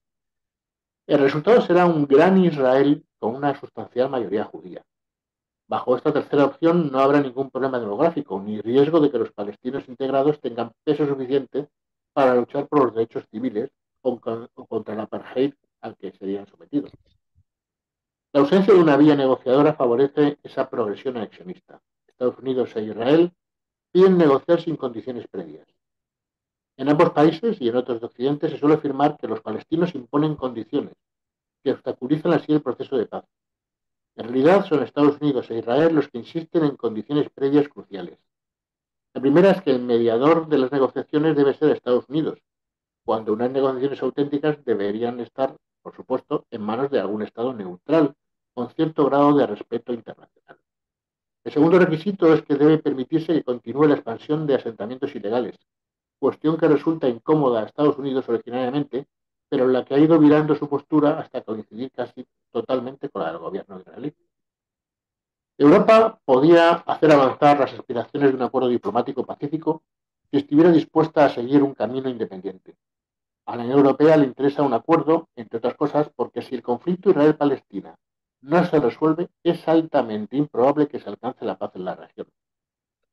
Un efecto de esa inestabilidad que se puede mencionar es la amenaza de los programas nucleares de Irán. Amenaza, por lo demás, que es una obsesión occidental no justificada. Los propios servicios secretos de Estados Unidos y el Pentágono en sus análisis regulares de seguridad global concluyen que Irán no constituye una amenaza por su bajo gasto militar y su limitada capacidad para desplegar fuerzas, al margen de que su esfuerzo es meramente defensivo y disuasorio. Por lo demás, una solución sería el establecimiento de una zona libre de armas nucleares en la región, como asegura que piden los países de la zona para una mayor seguridad regional. Pero Estados Unidos y Israel revierten el orden y exigen seguridad regional, o sea, seguridad para Israel, como requisito previo para retirar esas armas. Así que yo os planteo la siguiente pregunta. Chomsky advierte de que cuando la retórica occidental habla del alejamiento de Irán de la comunidad internacional, conviene tener en cuenta que en la estructura profunda, el sistema comunidad internacional se refiere a Estados Unidos y a quien se sitúa a su lado. A tu juicio, ¿cuál crees que debería ser la posición de tu país en este tema y en lo referente a los palestinos? ¿Habría que implicarse más que lo que se hace con otros conflictos, como con los kurdos, con los saharauis, con los armenios, por poner solamente unos ejemplos?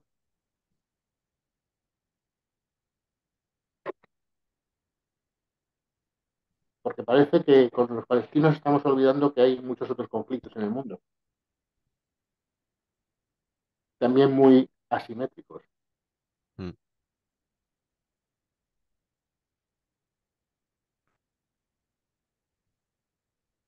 ¿Nadie tiene posición al respecto? Epa. Es que es muy difícil, Paco, tener una posición clara en esto. Mm, Máxime lo que estamos viviendo en estos meses últimos, ¿no? Es que es muy difícil encontrar un punto donde se pueda, no sé, partir, un punto del que se pueda partir para desde ahí organizar algo que permita la ausencia de conflicto. Es que es tan complicado porque interfieren tantas cuestiones. Lo que tú dices ahí, ¿no? Que por un lado Estados Unidos e Israel se consideran la comunidad internacional per se. Vamos, Estados Unidos se considera la comunidad internacional per se, a la que se le une Israel, pero luego está la comunidad europea y yo creo que Europa mm, debería tener más fuerza o debería ejercer más fuerza en todo esto, ¿no? ¿Qué intereses hay detrás de todo? Bueno, para Estados Unidos lo sabemos más o menos, ¿no? La presión de los grandes grupos capitalistas y demás, eso lo sabemos, ¿no? Pero en Europa, ¿por qué Europa no hace más intentos o más acercamientos para encontrar una solución? Europa, y con los kurdos pasó lo mismo, ni que decir de los armenios, ¿no? Y los saharauis ahí están aparcados, llevan 50 años. Ahí Europa como organización supranacional, yo creo que no está haciendo todo lo posible, no lo sé, es una sensación, ¿eh? Y como tal sensación no tiene más valor porque no lo he estudiado a fondo, pero es que es muy difícil entender esto. ¿A vosotros nos parece difícil? Sí, pero me parece que tampoco no hacer nada o simplemente decir que como es muy difícil, No, ya, claro, claro. nos mantenemos al margen como No, parece no, que no, no, por eso tenemos. digo que es que la Unión Europea no se debería mantener tan al margen como se está manteniendo ahora, o con tímidos acercamientos o con tímidas propuestas, ¿no? No hay como una voluntad, no sé qué frena, porque vete tú a saber cuáles son los frenos que tiene la Unión Europea no para intervenir en estos conflictos, porque sería peor intervenir, ¿no? Porque estos conflictos los tienen que resolver ellos con la ayuda exterior, pero para facilitar algunas vías de acercamiento, podían hacerlo, pero no lo están haciendo. No sé por qué, no lo sé, no lo sé. Es una situación muy difícil de entender, ¿no? A lo mejor si cortan ahora el flujo de mercancías por el Mar Rojo, la Uf, Unión Europea empieza a tener se va a más liar, interés en que se resolverlo. va a liar, la que se va a liar. Sí. Entonces ya tendrá más interés en resolverlo, como cuando la crisis de Suez, ¿no? Pues entonces ya tendrá más interés en resolverlo. pero es que hay tantas cuestiones ahí. Está Egipto que no quiere que los gazatíes atraviesen por la frontera de Egipto. Es que hay tantos intereses que no se puede decir es que son unos y otros. No, es que son unos y otros entrelazados con muchas más cuestiones, ¿no?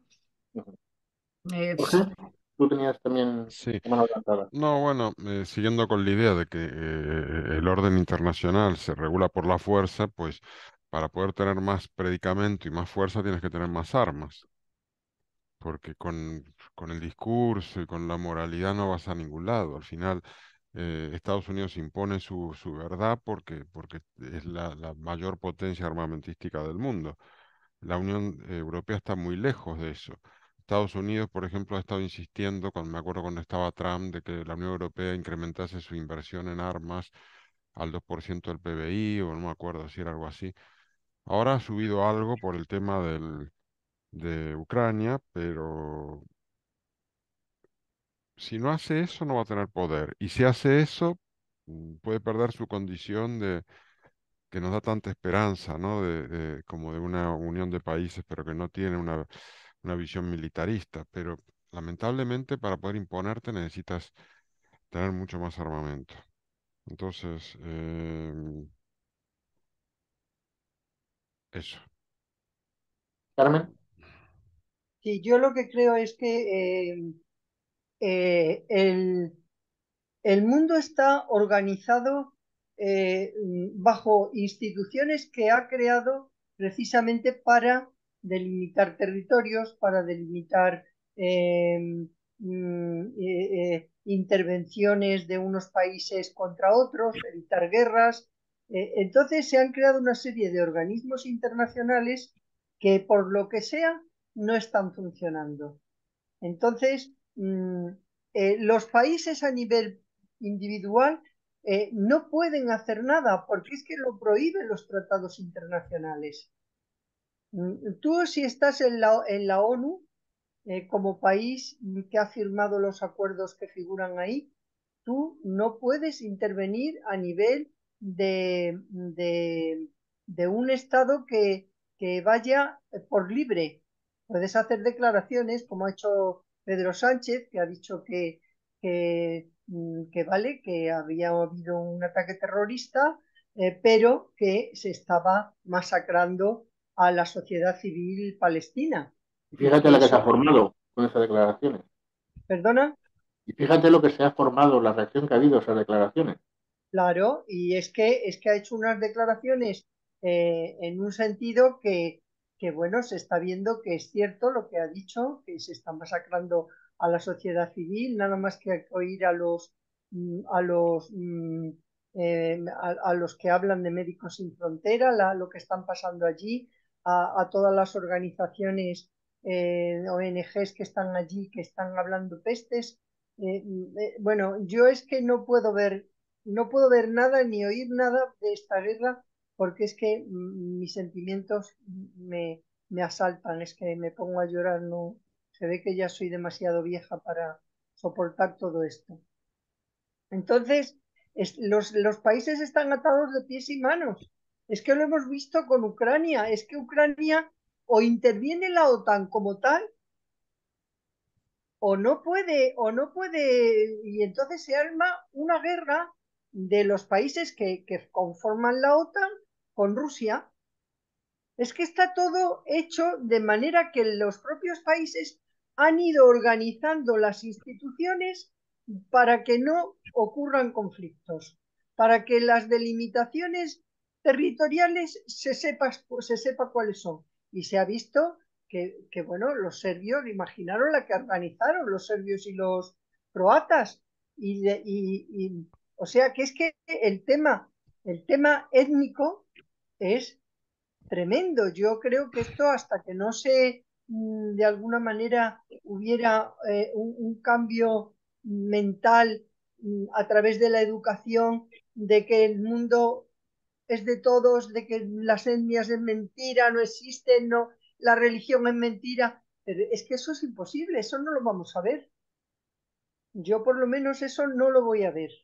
Está constituido ahora mismo el mundo de tal manera que no puede ningún país saltarse a la torera por libre ninguna... Bueno, imaginaros lo que pasó con la guerra de Irak. Estados Unidos, Gran Bretaña y España, los tres por libre la que organizaron allí. Y bueno, de esos lodos o de esas, como no sé qué, vienen estos lodos. Ujú. Y claro, yo lo veo muy complicado. Hasta ahí. Muy bien. ¿Alguien quiere añadir algo? Pasamos al capítulo siguiente, pues. Bueno, pues dejamos de lado de momento, la crisis palestina y vamos a un tema que también trata Chomsky en varios sitios, que es el tema de las clases. Dice, nada para los demás, la guerra de clases en Estados Unidos. Esa expresión que cabeza el título del capítulo la refería Adam Smith para sintetizar la máxima de comportamiento de los amos de la humanidad, en aquel momento referido a los mercaderes, los fabricantes de Inglaterra. Todo para nosotros y nada para los demás. Sirve este principio para hacer un repaso de la evolución del movimiento obrero en Estados Unidos, cuyos inicios analizó un estudio clásico de Norman Ware, publicado en 1990 sobre el obrero industrial, y que Chomsky considera que tiene todavía muchos rasgos vigentes. Plantea el estudio que el movimiento obrero que surgió durante el siglo XIX fue sometido a un ataque brutal que lo dejó diezmado en la década de 1920. Un proceso que distó mucho de ser pacífico. La historia laboral de Estados Unidos es inusualmente violenta. Un estudio concluye que Estados Unidos tenía más muertes al final del siglo XIX debido a la violencia laboral, en términos absolutos, y como proporción de la población total, que cualquier otro país salvo la Rusia zarista. El movimiento revivió durante la Gran Depresión y su influencia en la legislación fue notable, hasta el punto de infundir miedo en el corazón de los empresarios industriales que advirtieron en sus publicaciones del peligro al que se enfrentaban por la acción obrera, respaldada por el poder político del que las masas acababan de hacerse conscientes. Aunque la represión violenta no terminó, ya no estaba bien vista. Había que concebir medios más sutiles de garantizar el control empresarial para empezar una marea de propaganda más sofisticada. El contraataque empresarial quedó en suspenso durante la Segunda Guerra Mundial, pero revivió rápidamente después de ella con la aprobación de una estricta legislación que restringía los derechos de los obreros y una extraordinaria campaña de propaganda en su contra. En la década de 1980, con el ferviente antiobrero del gobierno de Reagan, el ataque recuperó su pleno apogeo. Los despidos ilegales de líderes sindicales se dispararon y Estados Unidos volvió a usar esquiroles, ilegalizados en casi todos los demás países desarrollados, salvo en Sudáfrica. Posteriormente, el Tratado de Libre Comercio de Norteamérica, NAFTA, que impulsó Clinton, funcionó como un pacto sobre los derechos de los inversores y, a semejanza de otros llamados acuerdos de libre comercio, debilitó el asociacionismo obrero en el país, que se enfrentaba a la amenaza permanente de que si una empresa se sindicalizaba, se la llevarían a México.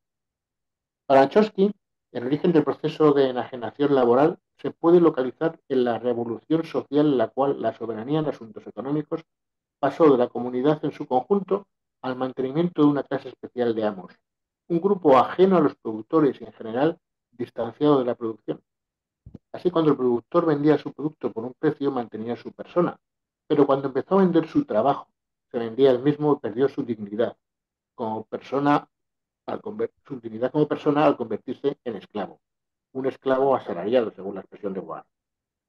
A su juicio, la idea de que las empresas productivas debían ser propiedad de los trabajadores era común a mediados del siglo XIX, no solo para Marx y la izquierda, sino también para la figura liberal clásica más destacada del momento, John Stuart Mill. El filósofo utilitarista y economista británico vaticinaba un momento en el que los trabajadores mismos se asociarían en términos de igualdad para ser colectivamente propietarios del capital, con el cual llevarían a cabo sus operaciones y con directores elegibles y revocables por ellos mismos. Para expurgar esas doctrinas subversivas, los amos de la humanidad, como llama Chomsky, han invertido cantidades ingentes que han logrado sofocar la agitación obrera. Los han derrotado por la fuerza, pero la batalla dista mucho de haber terminado. Entonces os planteo la pregunta que viene como 18. ¿Cómo ves el papel de los sindicatos actualmente? ¿Crees que protegen los derechos de los obreros o piensas que son una rémora para el desarrollo empresarial porque conflictivizan las relaciones dentro de las compañías?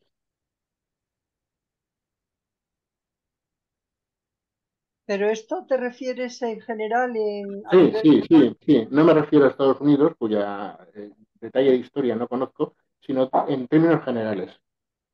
En términos Aquí, generales, claro, es que en España, como aquí Chomsky está hablando de que es un mecanismo utilizado de forma sistemática, ¿no? Y que se ha ido arrinconando a los sindicatos, pues yo lo que os planteo es cómo lo veis en los países que vosotros conocéis. claro. Mira, yo te puedo hablar de lo que he visto aquí en España sobre los sindicatos. Los sindicatos, cuando murió Franco, adquirieron una relevancia impresionante. Los, se hizo lo que es el derecho laboral, el estatuto de los trabajadores, la ley de los partidos políticos, la ley de libertad sindical, y todo eso iba en beneficio de los derechos de los trabajadores. Entonces se le dieron a los sindicatos unas prerrogativas que luego han ido perdiendo sistemáticamente con los gobiernos de derecha. Han ido reformando la ley sindical, les han ido quitando capacidad en la negociación colectiva. Antes las negociaciones eran por sectores, luego fueron provinciales, hasta que llegó a ser pues una fuerza sindical a nivel nacional si el sector lo requería así, por ejemplo, el de la construcción o sectores muy fuertes a nivel nacional, ¿no? Entonces, claro, adquirieron una capacidad de negociación hasta el punto de que había abogados laboralistas que se dedicaban a través de comisiones obreras, que los tenía como empleados de allí, y los sindicalistas, los que estaban afiliados a los sindicatos, tenían abogados gratis a través de comisiones obreras y ellos, los abogados laboralistas, intervenían en las negociaciones de los convenios colectivos. Por ejemplo, en lo que fue Iberia, en el convenio colectivo del sector de restauración, en todos los convenios colectivos. ¿Qué pasó? Que cuando vino el liberalismo, el neoliberalismo, en el que se le dio fuerza a inversores, a empresas multinacionales donde los capitales estaban a través del sistema bursátil, ya no se sabía en las empresas quiénes eran los que realmente podías dialogar con ellos a nivel de poder negociar un convenio, ni mucho menos. Y entonces se fue reformando lo que es la ley sindical y se le fue quitando fuerza a que intervinieran en los convenios colectivos. Eso en pro de que se desarrollaran las empresas en pro del empleo, cosa que era mentira, era toda una falacia, ¿no? Y bueno, pues esto ha persistido hasta el día de hoy. Ahora están tomando cierto auge otra vez porque la ministra de Trabajo progresista, Yolanda Díaz, pues está trayéndolos a las negociaciones porque ella es sindicalista, ella procede del sindicato y bueno, están teniendo cierta relevancia, pero que mientras no esté institucionalizado a través de las leyes, pues esto es un quita y pon. Ahora te doy cierta relevancia, pero es que antes ellos decían en la época de la muerte de Franco, cuando empezó el sindicato a tener fuerza, a la huelga, y iba todo Dios a la huelga. Y paralizaban un sector, ¿eh? Ahora es imposible hacer eso.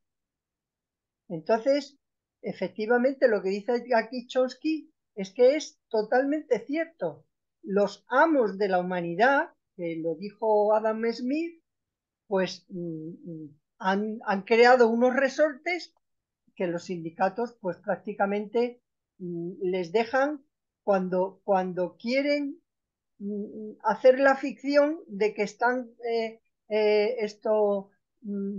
negociando con los representantes de los trabajadores, cuando realmente pues no es así. En la mayoría de los casos, el salario mínimo interprofesional pues lo ha puesto Yolanda Díaz, lo ha puesto el gobierno progresista, los sindicatos han dicho amén, y en todas las reformas que ha habido de mejoras del salario mínimo que se da a las personas que no tienen ningún tipo de empleo, pues todo eso lo ha puesto el gobierno progresista. Los sindicatos ahí han dicho amén y se acabó.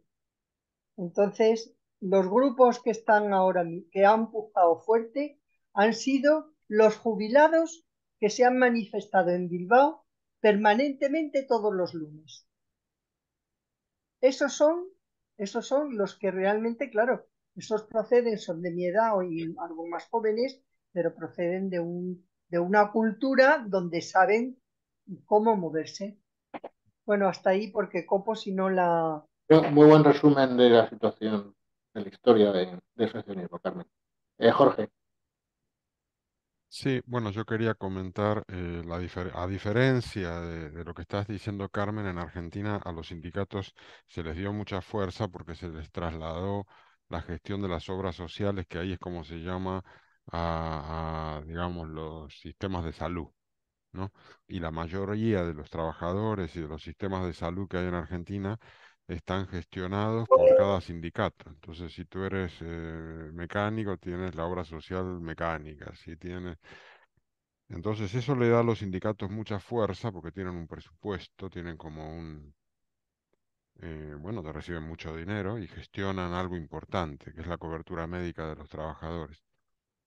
Hay quienes se quejan de que eso convierte a los sindicatos en un factor de poder y que si el gobierno no tiene una política que agrade a los sindicatos, pues entonces los sindicatos te paran el país.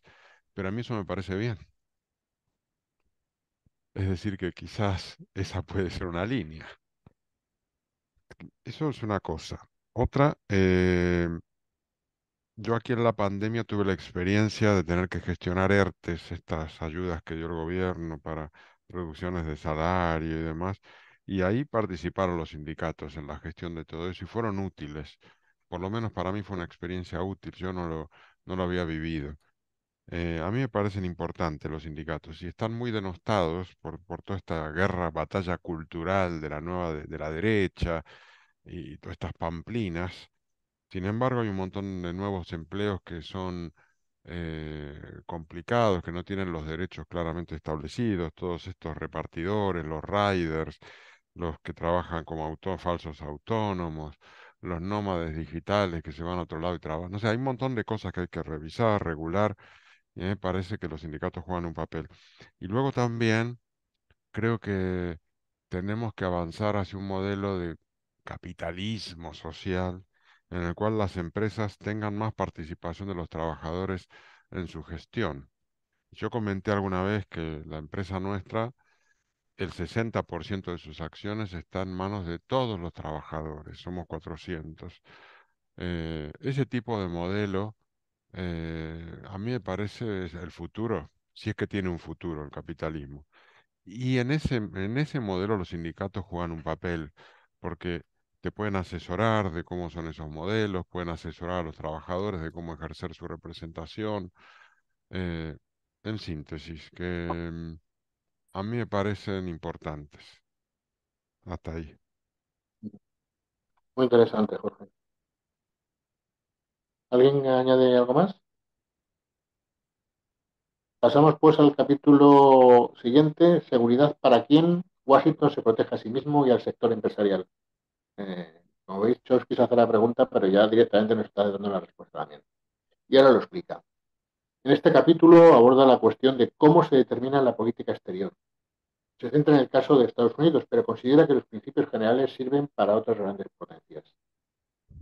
La versión oficial que se mantiene en el discurso público es que el compromiso principal de los gobiernos consiste en garantizar la seguridad y que la principal preocupación de Estados Unidos y sus aliados desde 1945 era la amenaza soviética. Pero lo cierto es que un mes después de la caída del muro, Estados Unidos invadió Panamá, mató a miles de personas y instaló un régimen clientelar, nada que no hubiera hecho antes, pero ahora no se podía justificar por una supuesta amenaza soviética. Fue el presidente George H.W. Bush quien estableció una nueva política de seguridad nacional y adjudicó un nuevo presupuesto de defensa para el derrumbe del enemigo global. Era muy parecido al anterior, aunque con pretextos nuevos. Resultaba necesario mantener un ejército casi tan numeroso como la suma de todo el resto del mundo y de tecnología mucho más avanzada, pero no para defenderse de la desaparición Unión Soviética, claro. Esta vez la excusa era la creciente sofisticación tecnológica de las potencias del tercer mundo. Quedó establecido que en Oriente Próximo había que mantener fuerzas de intervención, pero ya no se podía aludir a la amenaza soviética, de modo que se arguyó el peligro del nacionalismo radical, que no es otro que todo aquel que no esté controlado por Occidente. Inmediatamente después de la caída del muro de Berlín se puso fin a la Guerra Fría. Ocurrieron otros hechos importantes. Uno sucedió en El Salvador, uno de los principales receptores de ayuda militar de Estados Unidos. El alto mando salvadoreño ordenó al batallón Atacat o Atacalc que asaltara la Universidad Centroamericana José Simeón Cañas, de los jesuitas, y que asesinara a 6 destacados intelectuales latinoamericanos, todos sacerdotes, entre ellos el rector Ignacio Yacuría, y con ellos también murieron los testigos. En Europa tuvo lugar otro suceso importante. El presidente soviético Mikhail Gorbachev accedió a permitir la reunificación de Alemania y su ingreso en la OTAN, una alianza militar hostil. A la luz de la historia reciente, aquella concesión fue extraordinaria. Había un quid pro quo. El presidente Bush y el secretario de Estado James Baker aceptaron verbalmente que la OTAN no se extendería ni un centímetro hacia el este. Luego el presidente Bill Clinton extendió la OTAN hasta las mismas fronteras de Rusia. Hoy el mundo se enfrenta a una grave crisis que en no menor medida es resultado de aquellas políticas. Otra fuente de pruebas sobre la motivación real del concepto de seguridad es el registro histórico desclasificado, que contiene informes reveladores de los motivos reales de la política estatal. Un buen ejemplo fue la imposición de la Carta Económica de las Américas, diseñada para eliminar el nacionalismo económico, exceptuando el norteamericano, claro. Se trataba de desmontar las pretensiones en países iberoamericanos de articular políticas que apuntaban a un crecimiento industrial y una mayor distribución de la riqueza. Esa fue la intención que motivó el derrocamiento de los gobiernos parlamentarios de Irán y Guatemala en 1953 y 1954, respectivamente, entre otros. En ambos casos, la inquietud era que estas experiencias pudieran contaminar a países vecinos. Igual preocupación ha animado a Washington a acosar permanentemente a Cuba para evitar que Castro sirviera de modelo para quienes en Latinoamérica alientan la agitación para conseguir un cambio en sus paupérrimas condiciones sociales y económicas.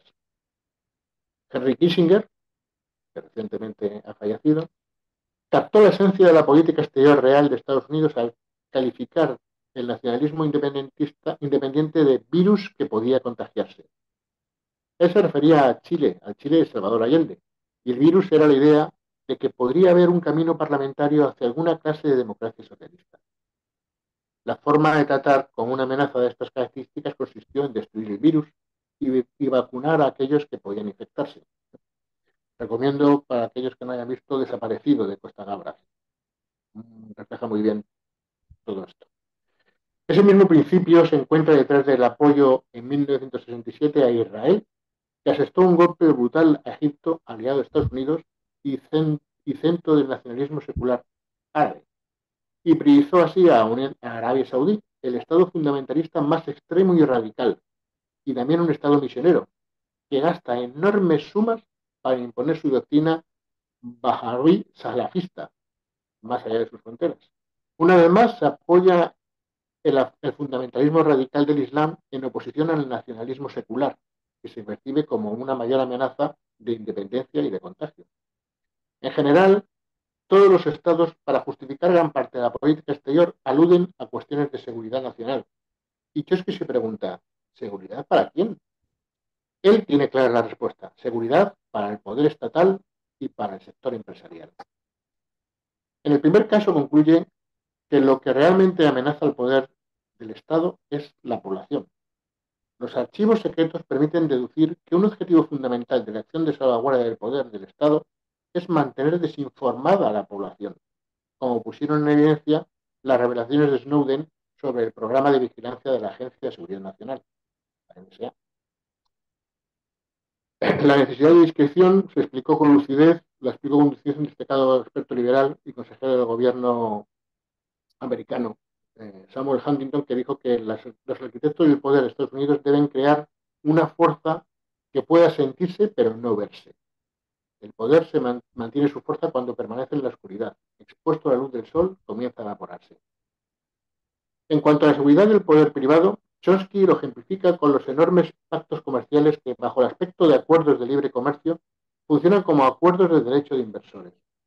Todo ello para proteger al electorado realmente influyente de los gobiernos implicados, que no es otro que el sector empresarial. El corolario que extrae Chomsky es que no solo hay abundantes pruebas de que garantizar el poder del Estado frente a la población y garantizar la concentración de poder privado son las fuerzas que impulsan las políticas, sino que además la seguridad real de la población es una preocupación marginal. Lo ilustra con dos ejemplos, la amenaza nuclear y el calentamiento global, de los que hemos hablado antes también. Para él, hay aterradores muestras de que el miedo nuclear ha sido una excusa para justificar determinadas decisiones geopolíticas sin que se hayan adoptado medidas que rebajen el riesgo real de una guerra nuclear. En la misma línea, ante la emergencia climática, un asunto gravísimo y una amenaza inminente, Estados Unidos ha sido factor de mayor empeoramiento del problema. Más allá de dedicar sus recursos a restarle importancia o incluso negarlo, está colaborando activamente para agravarlo. Esta actitud irresponsable también ilustra el cálculo moral del capitalismo de Estado contemporáneo. El destino de nuestros nietos no cuenta nada cuando se compara con el imperativo de que mañana aumenten los beneficios. Bueno, habla de varios temas en este capítulo y yo he cogido un poco el rábano por las hojas porque me interesaba el caso, saber vuestra opinión sobre el caso de Snowden. ¿Cuál crees que deben ser los límites de la seguridad nacional? ¿Cómo se compatibiliza la necesidad de discreción de algunos aparatos del Estado con el derecho a la información en un país democrático? ¿Debe el Estado impedir la divulgación de información considerada de interés para la seguridad nacional?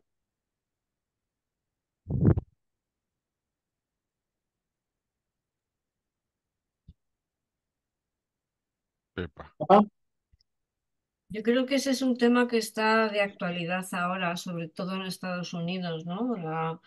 La persecución de determinados empleados de la NSA o de la inteligencia del ejército, de la marina, ¿no? Todo esto que en cuanto quieren dar información a la población de algo que les afecta, inmediatamente les acorralan y les callan la boca, ¿no?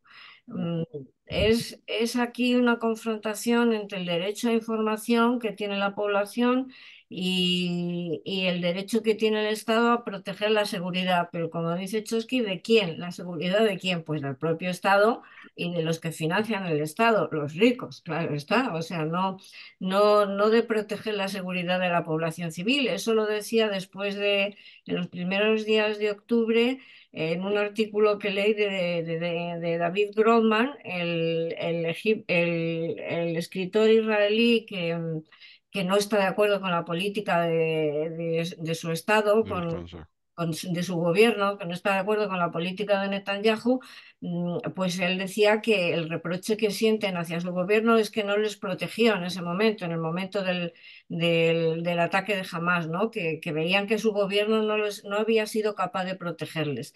¿A quién tiene que proteger el Estado en su forma ejecutiva, que es el gobierno? ¿A quién? Al propio Estado, sin más, ese ente que no tiene fronteras personales, que no tiene cara, ni tiene cuerpo, ni tiene voz, ¿no? A ese, o a los seres humanos que conforman el Estado? Pues ahí es donde está el quid de la cuestión. Para Estados Unidos, lo que tiene que proteger el Estado, el gobierno, es al propio Estado, no a los seres humanos. Y para los que intentan divulgar la información que poseen, porque creen que la población o la sociedad tiene que conocerla, pues están transigiendo, están vulnerando esa seguridad que el Estado pretende para sí mismo. Yo creo que en el caso de Estados Unidos, que es como el paradigma del Estado dominador de todo e instigador de todo, pues piensan en la seguridad del Estado, no en la seguridad de los individuos que conforman el Estado. Nada más. Muy bien. Carmen.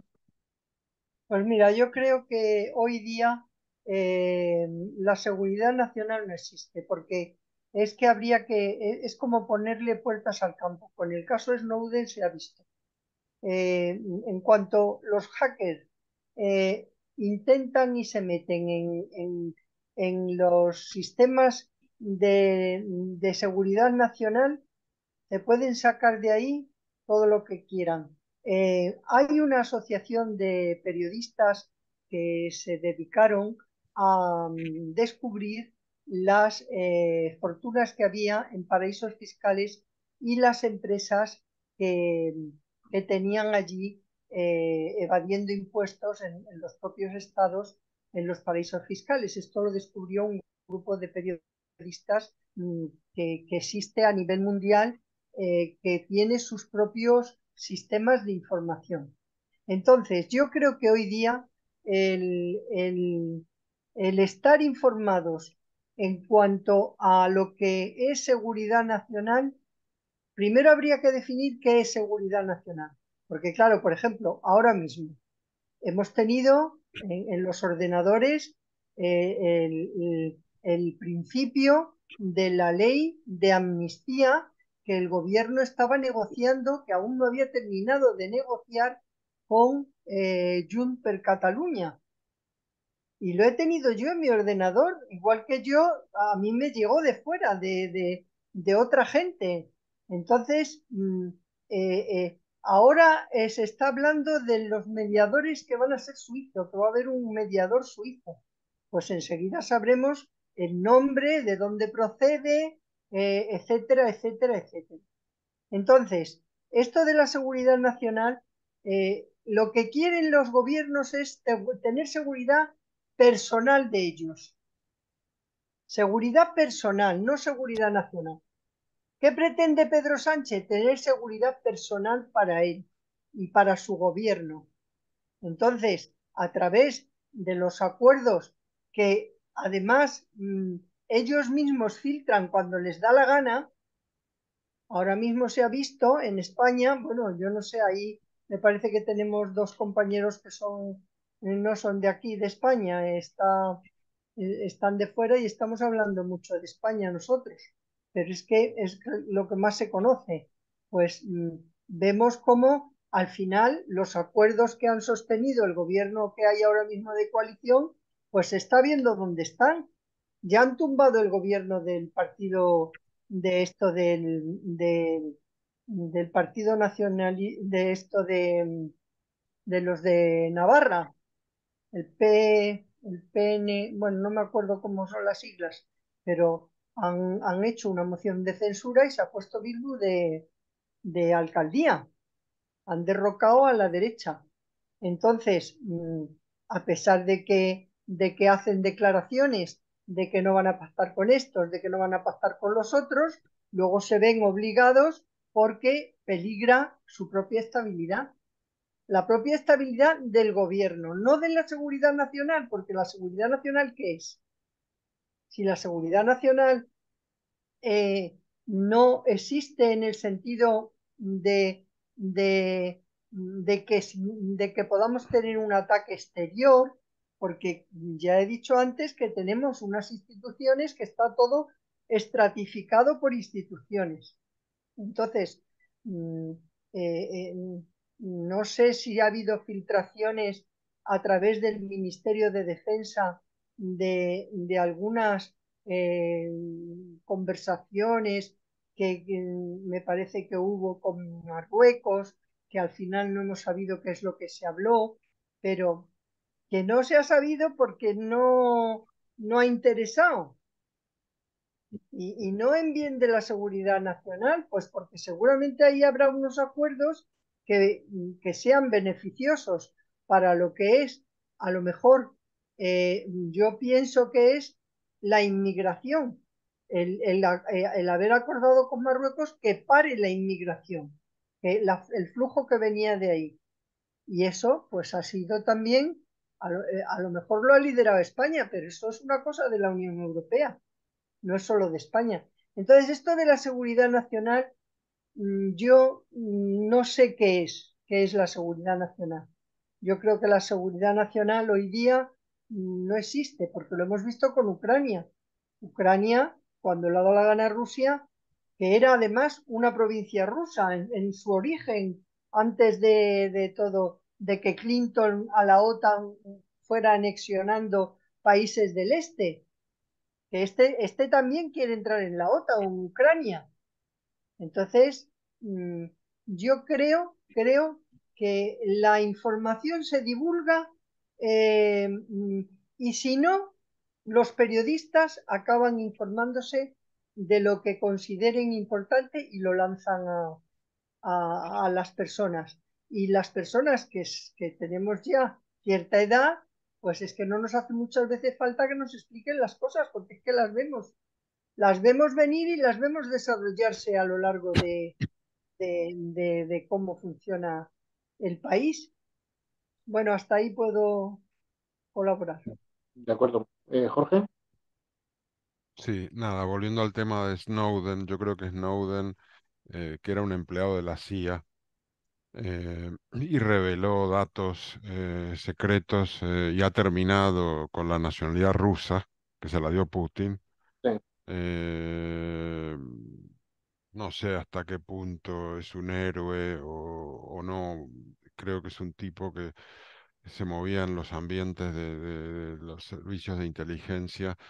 Genera simpatía el hecho de que alguien revele datos, pero el hecho de que termine con la nacionalidad rusa conseguida por Putin, no sé, a mí se me cae un poco del pedestal, en el sentido No, de que a mí me perdona, interesa. perdona una cosa, Jorge, pero yo no me refería tanto al caso Snowden. El caso Snowden me sería de punto de Ah, arranque para ver por eso, por eso. vuestra posición. ¿Creéis que ninguno cree que sea necesario que los estados tengan un ámbito de discreción? Mira, yo tengo formación de periodista, Sí. entonces no voy a defender que los periodistas no hagan su trabajo, pero yo digo, el Estado no tiene derecho a protegerse, no el gobierno, pero sí el Estado no tiene derecho a protegerse dejando determinados asuntos no publicándolo abiertamente, o no, o debiéramos saber todo. A ver, sí, quería llegar a eso. Lo que quiero decir es que estos personajes que han revelado datos Sí, justamente y han sido perseguidos a lo bestia, el otro es Assange, sí, que por cierto sigue preso en una cárcel de Reino Unido, sí. y la última esperanza que le queda es que en una última apelación apele al Tribunal Europeo de Derechos Humanos, que podría ser lo que lo libre. eh, Evidentemente quiere decir que esos secretos tienen un valor tremendo. En Estados Unidos le piden 100 años de cárcel a Assange. Eh, yo creo que evidentemente hay que tener ámbitos de privacidad cuando se discuten cosas. Lo hacemos siempre en todos los espacios, en las empresas, en la familia, en todos lados.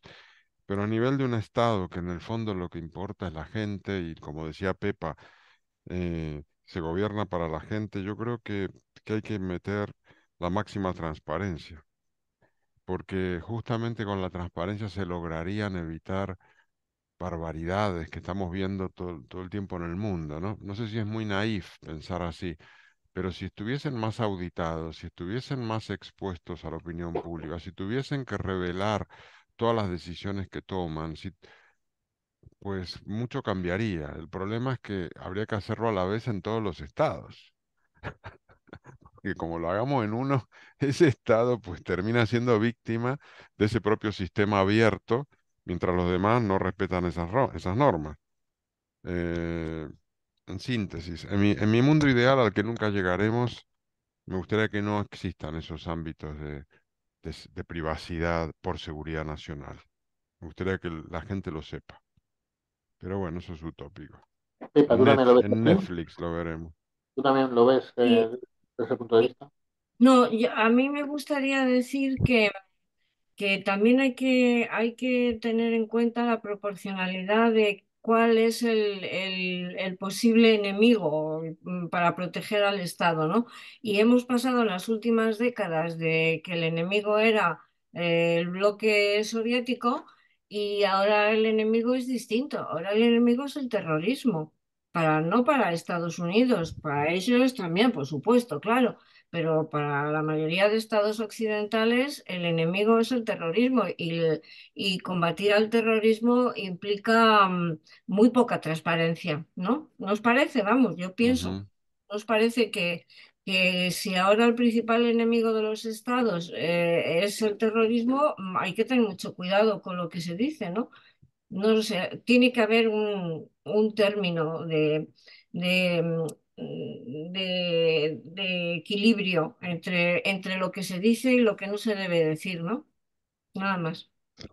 El Carmen, Estado creo terminas yo tú. que el Estado yo creo que impide la divulgación de la información que considera de interés para la seguridad nacional en pro de la corrupción, de que no se sepa nada de lo que hacen los poderosos. Esa es la seguridad nacional que protegen a través de los secretismos. Eso ha pasado con Juan Carlos, nuestro rey, que no se podía hablar del rey nada, nada, nada. Ahora se sabe que ha tenido un montón de fulanas a su alrededor. Hay hasta una serie de Bárbara Rey. Está hablando el hijo ahora. Lo está poniendo, que creo que le hicieron chantaje. Entonces, esto de la seguridad nacional, el no divulgar información, es para protegerse ellos. ¿De qué se protegen? De las corrupciones que hacen. Entonces, no interesa la transparencia porque mientras menos sepamos de todo, mientras menos se sepa, más capacidad tienen para poder vivir como dioses. Y los demás, pues vendrán las épocas de las malas, las épocas de un poquito mejor, las épocas de peor, y así tienes en Estados Unidos la gente muriéndose en las calles con las drogas y el Estado no hace absolutamente nada. Y ellos cada día más ricos, los ricos cada día más ricos, más ricos, más ricos. A eso no les interesa para nada que se sepa qué es lo que hacen, porque esa es la seguridad nacional para ellos. Bueno, hasta ahí. Muy bien, Carmen. Jorge, yo creo que ya debiéramos ir cortando, sí. ¿ya?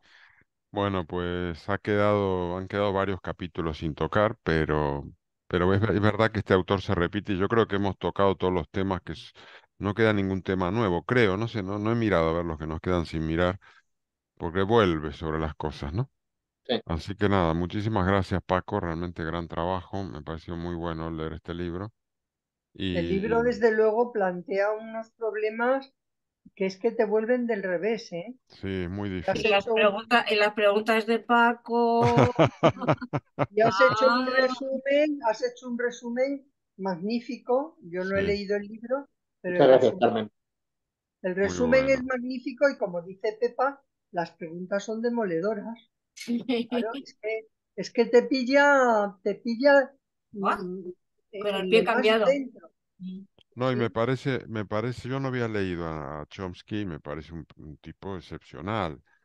sí. Ojalá todos los países tuviesen un Chomsky que esté haciendo Este como hombre además se machacando. ve que es arriesgado en sus opiniones, ¿eh? Claro, pues nada.